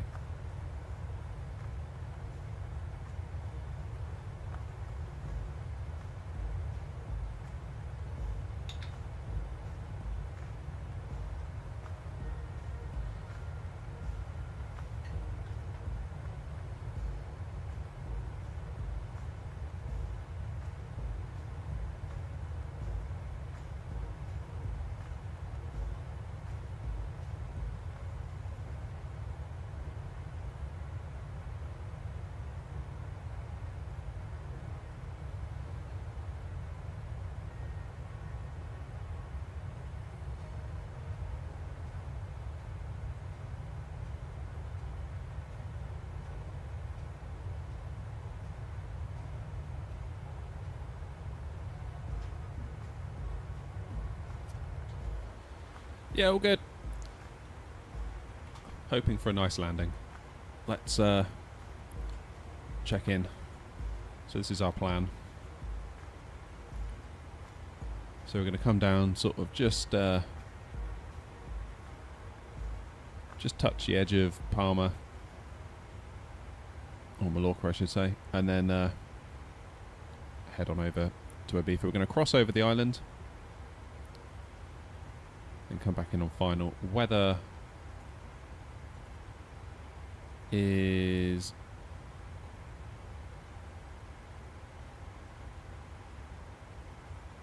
090 at 7 knots. Oh wait, it's just updated. 100 at 6 knots. So nothing too crazy. We should be alright. We're landing runway 06. So yeah, nothing too crazy.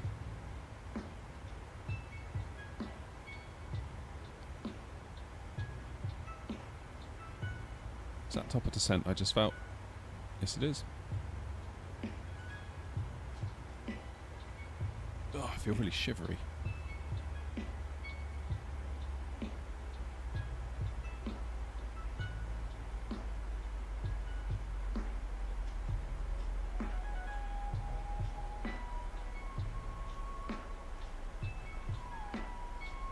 You stalled on descent. How did you manage that? So these things happen, I guess. What plane were you in?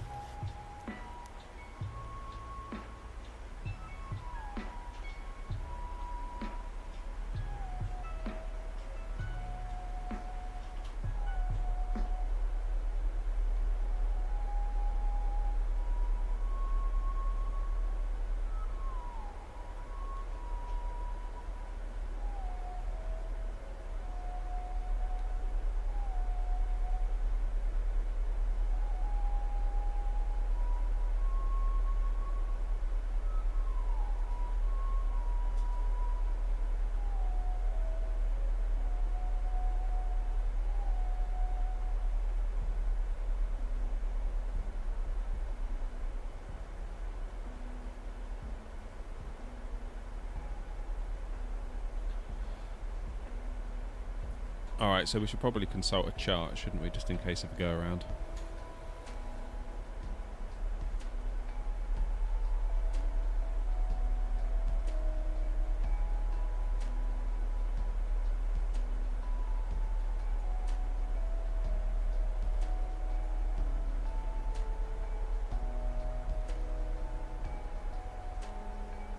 Misapproach, climb runway heading to 2500 then as directed.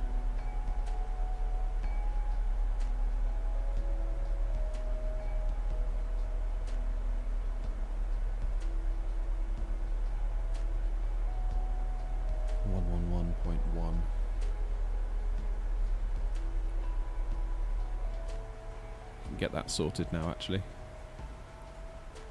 1111 1111.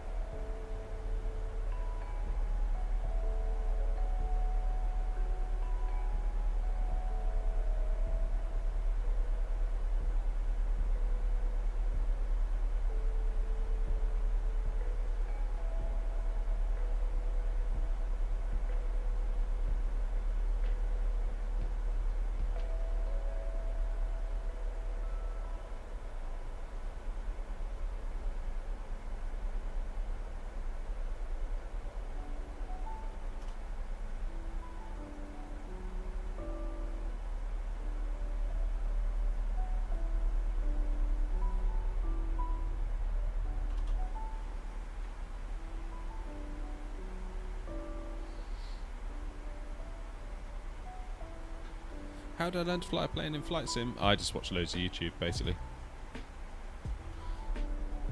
I feel like I've had a rough idea for a long time.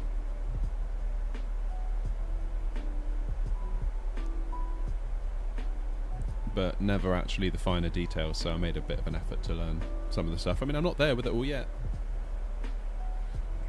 Always learning. There's Palmer. Down there. Made a couple of bad landings there. It's funny now, like when I fly around and I see those kind of airports that I've landed at, I always get flashbacks like, oh yeah, I remember that one.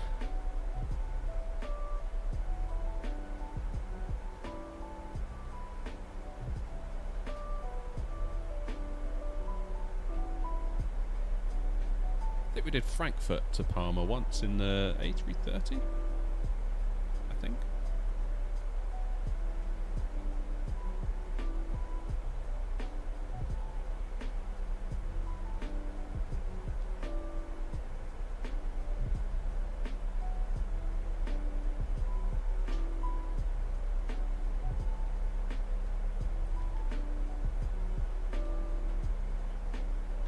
Me too, thanks.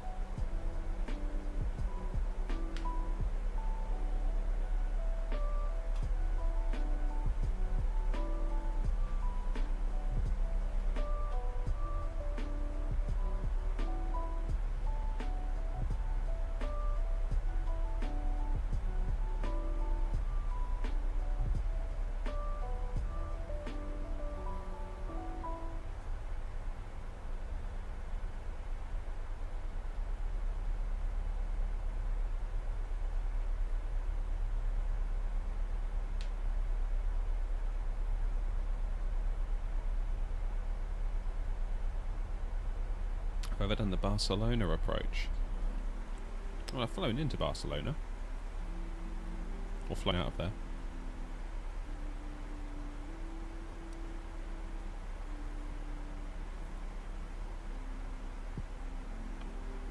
But yeah, I probably haven't actually flown there as much as maybe I should.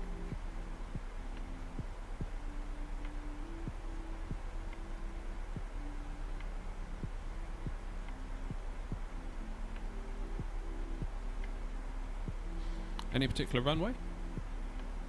I remember once I did it in the fly-by-wire, I think. A320, A32NX. We sort of did the one where you go out over the sea and then almost head north, inland.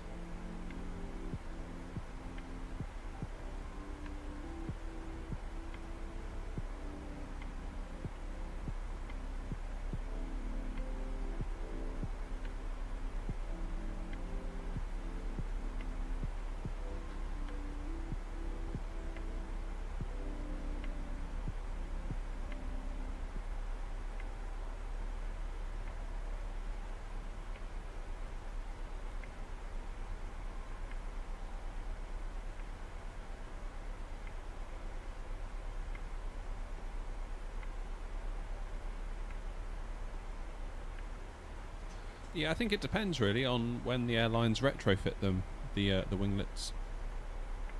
I think it's something like $400,000 to install, but it does save on fuel over time, so it's like one of those. Yeah, it's loads of money, but it's kind of worth it.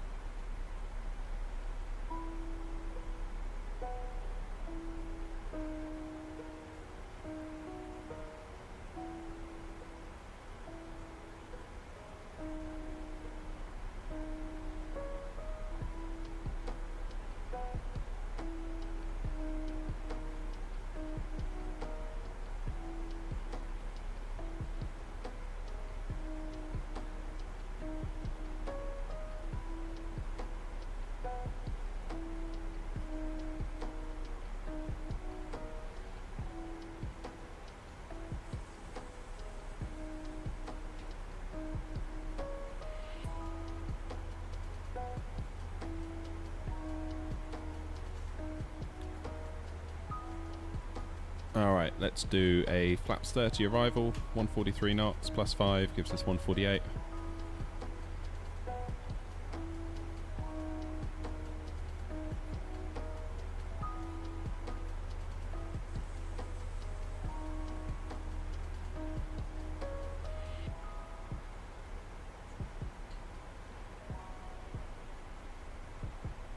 Yeah, that's right.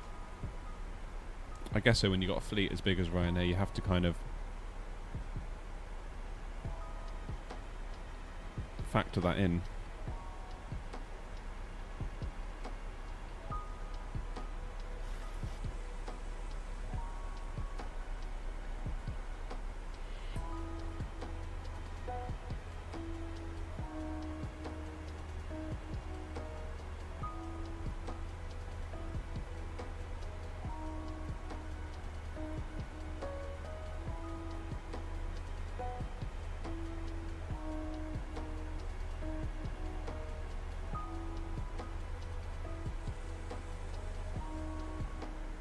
So above 5,000 here, above 4, above 3.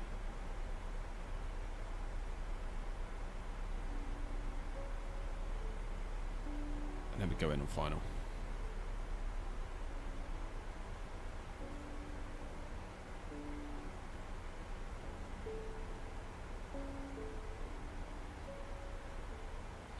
I don't know how many aircraft they have actually.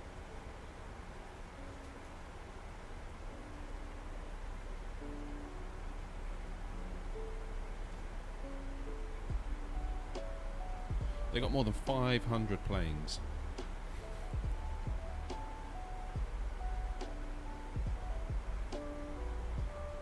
Yeah, the memes are heavy. I've actually found them to be quite good.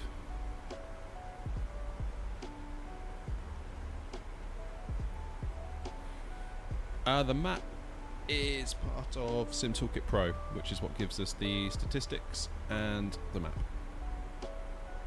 It's like a piece of software that runs alongside the sim. Sharp turns, yeah. I mean, I'm fairly zoomed out on the map at the moment, but yeah, you're probably quite right.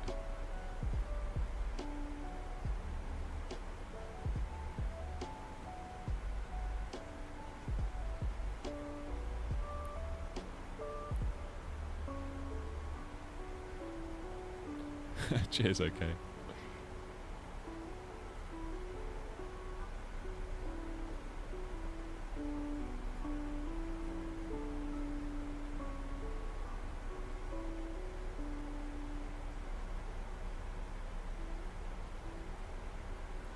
So I was just getting a bit worried then. It says 5,000 there, and I'm like, wait, I'm at 18, but actually it says above 5,000.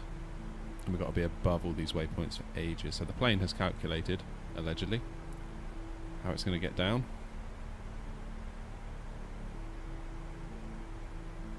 Yeah, they only use 737. A lot of budget operators do that. Like EasyJet only run an Airbus. So they can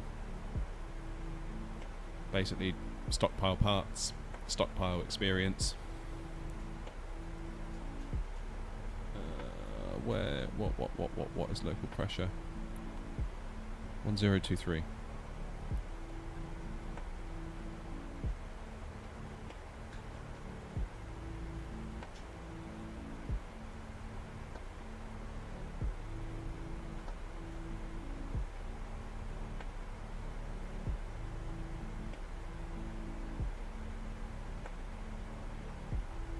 So the airport should be there. There it is. Is the A320 cheaper? No idea, to be honest. I guess when you're the size of an EasyJet or a Ryanair, you can make your own deal with whoever you go with. You must have a lot of bargaining power. I doubt that list price is what they pay.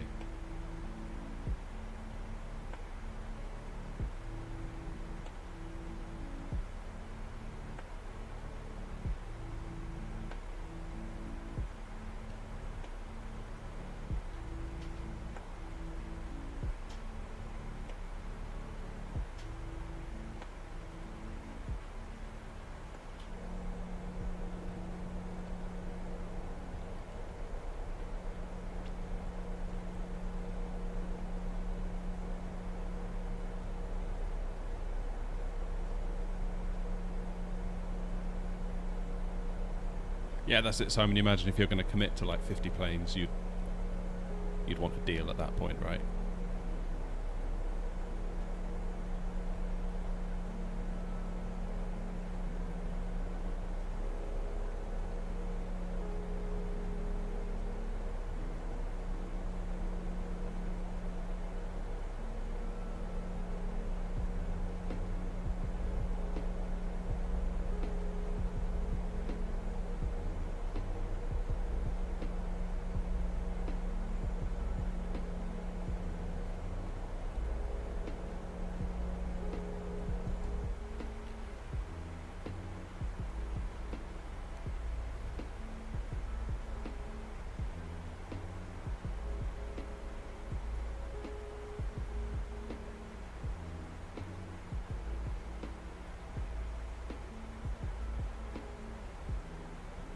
Where's that runway?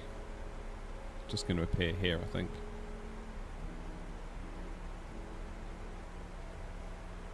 There it is.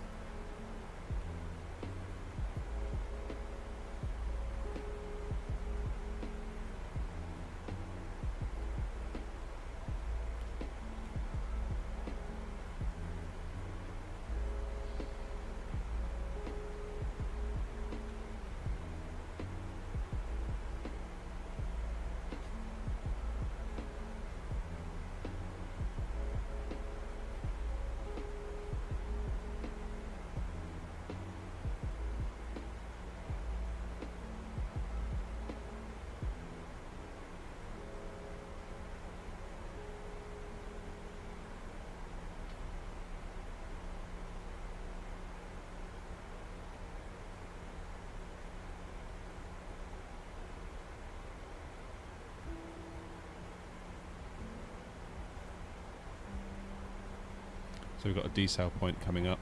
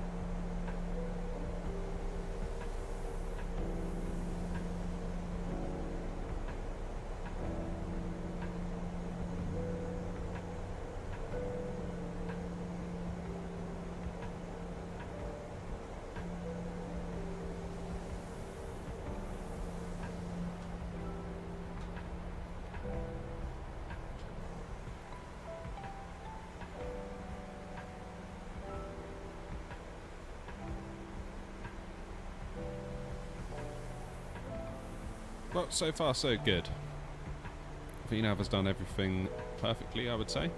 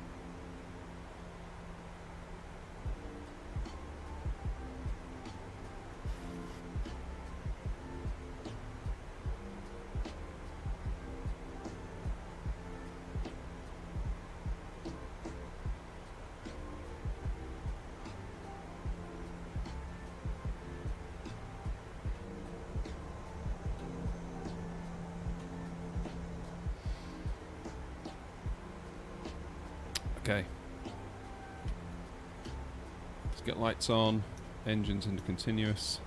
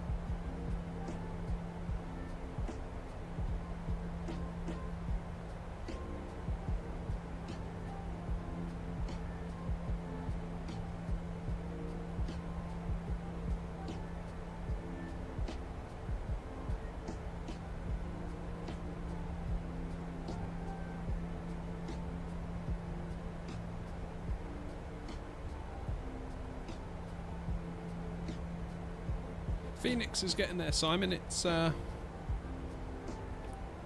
just a bit of a struggle because you've got such a small range of movement between the climb gate and idle. I find it like the slightest movement can take me somewhere that I don't want to go in like the throttle range, if that makes sense. I'd be curious to know what actual Airbus pilots do the majority of the time, whether they leave it in the climb gate or whether they tend to do it more manually.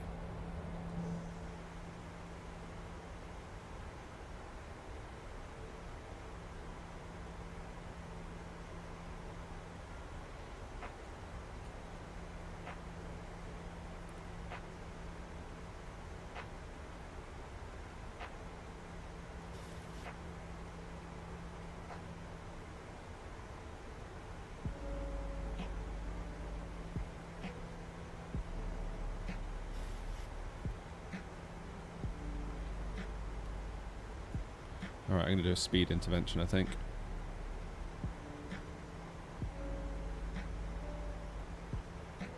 So we get ourselves down to 180.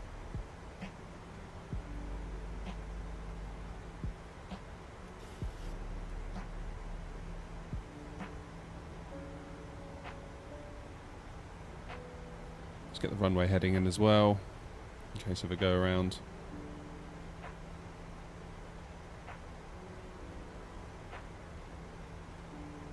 .062.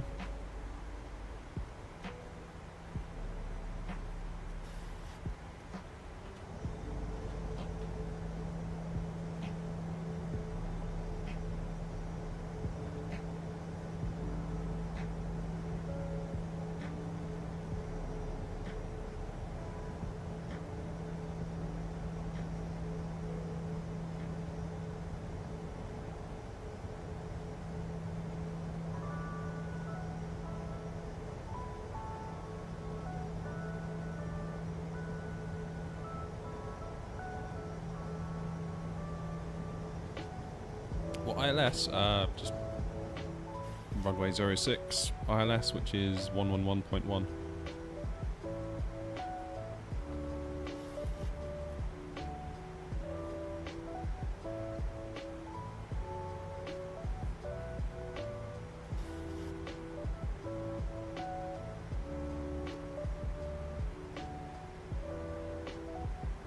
Okay, let's do auto brakes 2.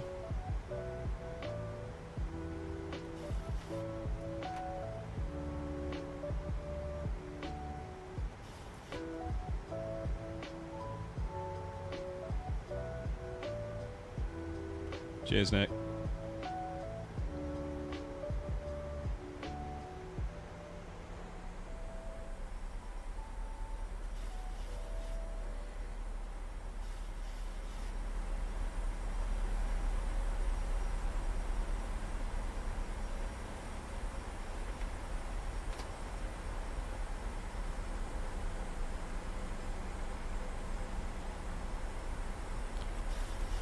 I'll probably start us off with approach mode on, then disconnect it.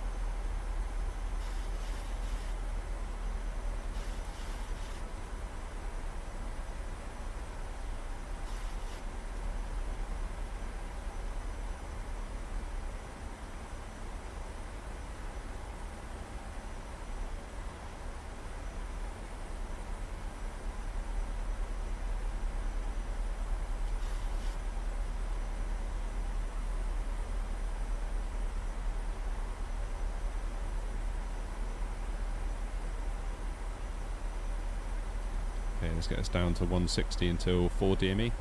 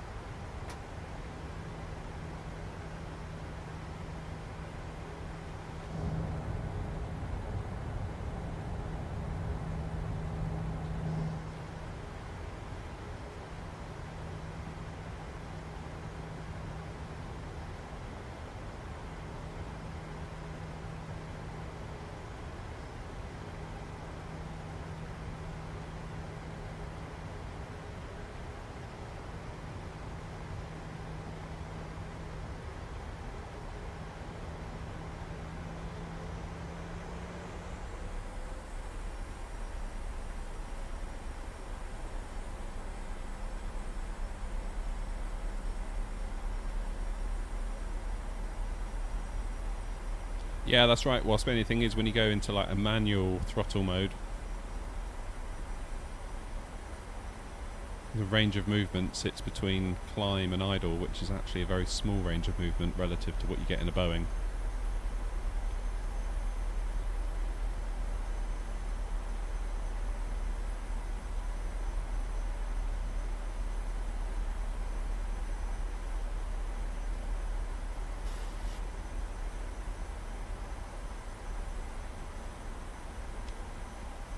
We already are over here.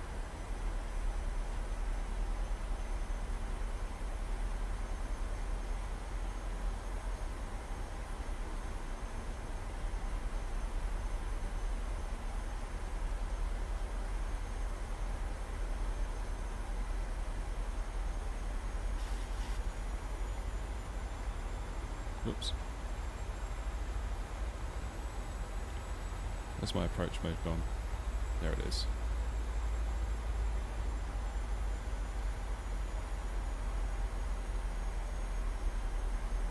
Alright, good stuff.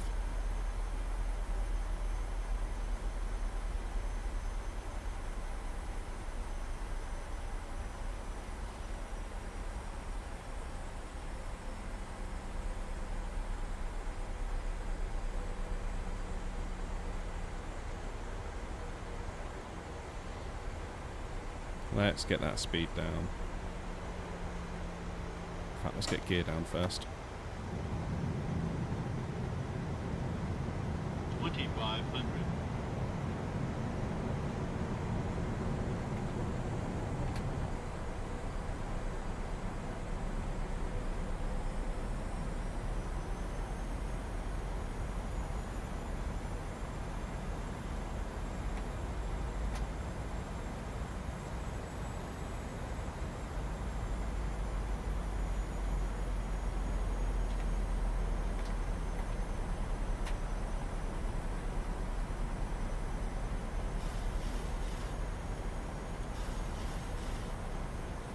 Okay, so that's VREF plus 5 set.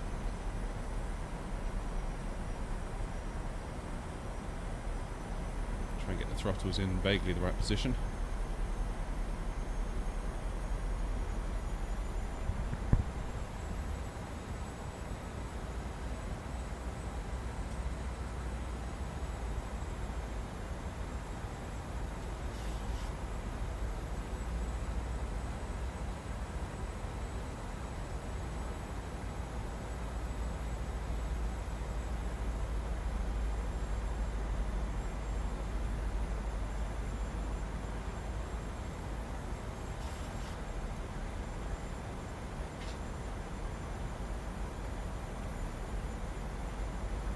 Feet in rudder pedals.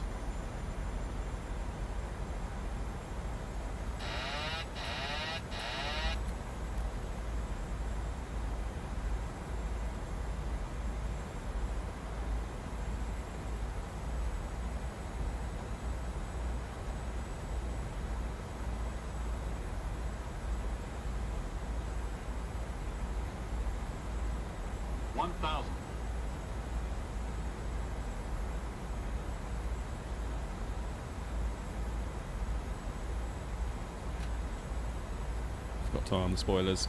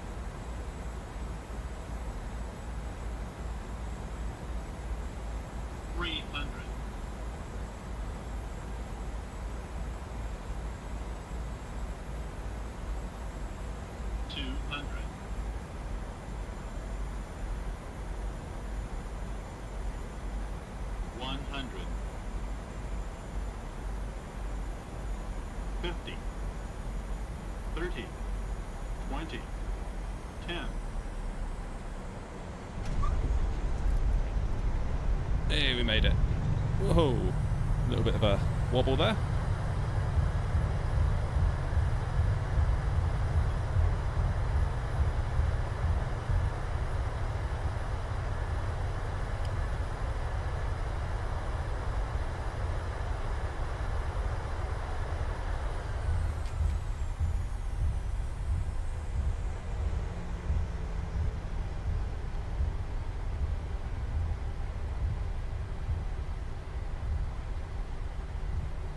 Let's jump off here.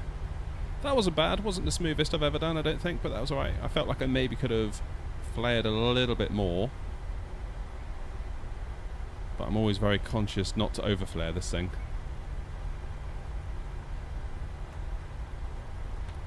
Okay, let's get the flaps back up.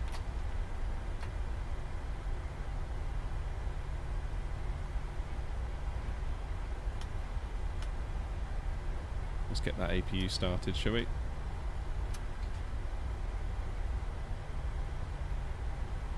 Looking at about 250 feet per minute, according to my stats, which is fine. That's pretty good, I'd say, all things considered. Right, select parking.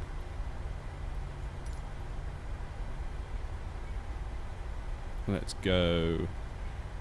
The requested position is already assigned to another aircraft. Oh.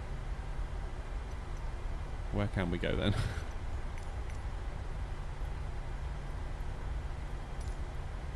The requested position is already assigned to another aircraft. Okay. Let's try gate 4. The requested position is already assigned to another aircraft.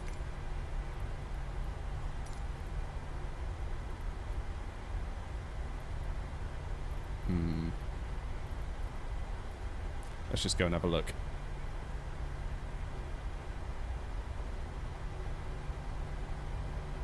Yeah, I mean 290 feet per minute, I'm happy with that.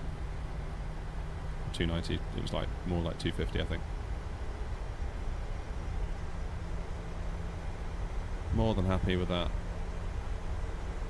Anything under 6 and nothing gets broken, so 4 to 6 I would say would be a bit on the firm side.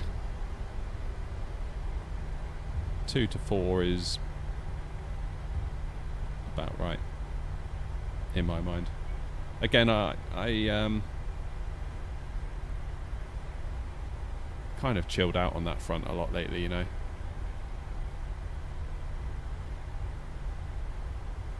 I used to absolutely obsess over all that stuff.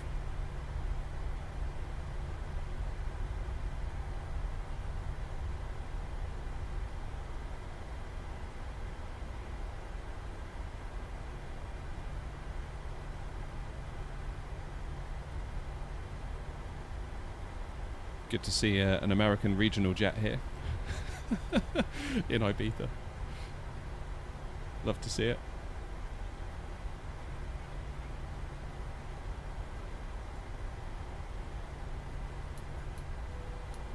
Okay. Plane is now drawing power from the APU. I'm not sure what gate we can go to. Basically, I've set FSLTL to have like 70% fullness, and it looks like everything's taken. Go over here and have a look.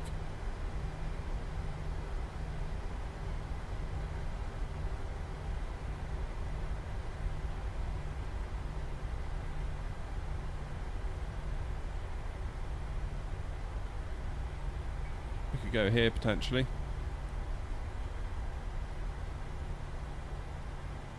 I think we may have to, you know. Yeah, let's just get in here, we'll be fine. We'll do it Ryanair style and call the buses out, shall we?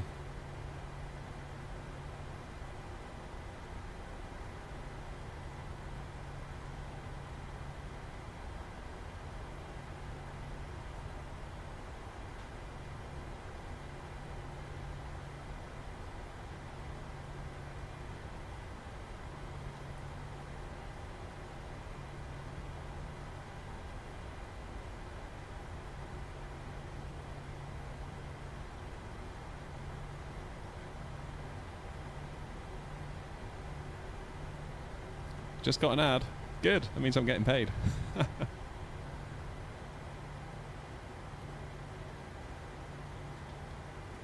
Right, parking brakes on.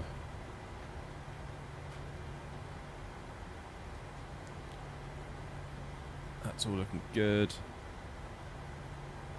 So we should now be able to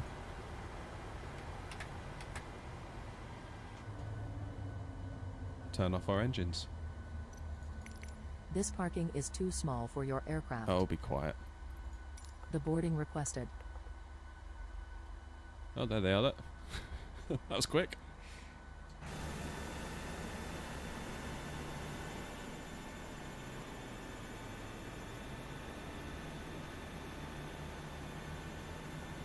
Yeah, you can. So basically YouTube just decides whenever they can...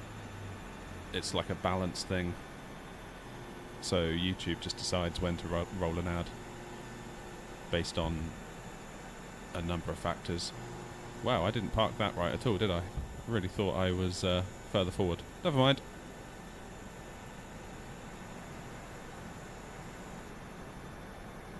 Never mind.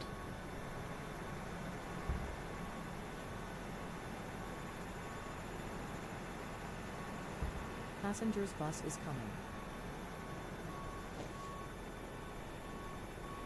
I still feel like the whole Pappy situation is a bit busted on this game. Always feels like it feels like if I'm going to follow the Pappies, I will never ever get a touchdown on the touchdown markers. And the only way to properly achieve that is to come in with like 3 or 4 reds on the Pappies. It's a shame that that's busted, really. Yep, 737, Gav, that's right.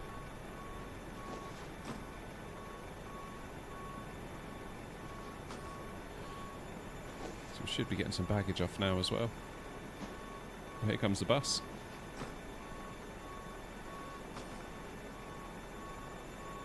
Perfect.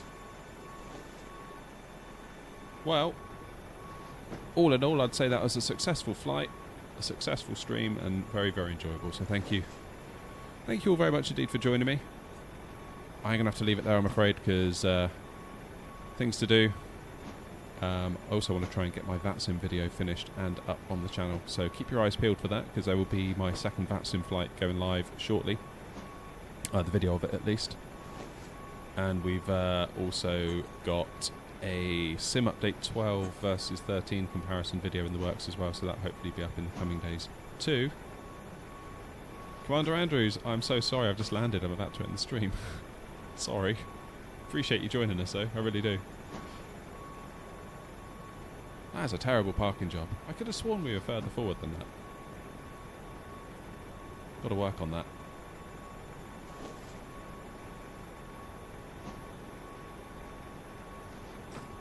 Waspy always aim for 3 reds on the Pappies. Any more than 1 white and you'll find yourself halfway down the runway. Yeah. Yeah, that's right. It's yeah, it's a funny one. I'd love to know, like, how in the game, how do they calculate what the Pappies do? Is it just like if you are at 1,000 feet so far out, 2 reds, 2 whites, then it changes based on just like a pure calculation, or is it actually like it would be in the real world where like the light is hitting the pilot's eyeballs? So I don't know. Feels like ray tracing would fix that. But what do I know? Anyway, before I start rambling again, I'm going to leave it there. Thank you all so much. Indeed, I really do appreciate it. It's nice to see you all in the chat today. And yeah, keep your eyes peeled for those videos because they'll be up on the channel in the near future. Until then, take the very best care of yourselves. And I'll see you on the next flight. Cheers.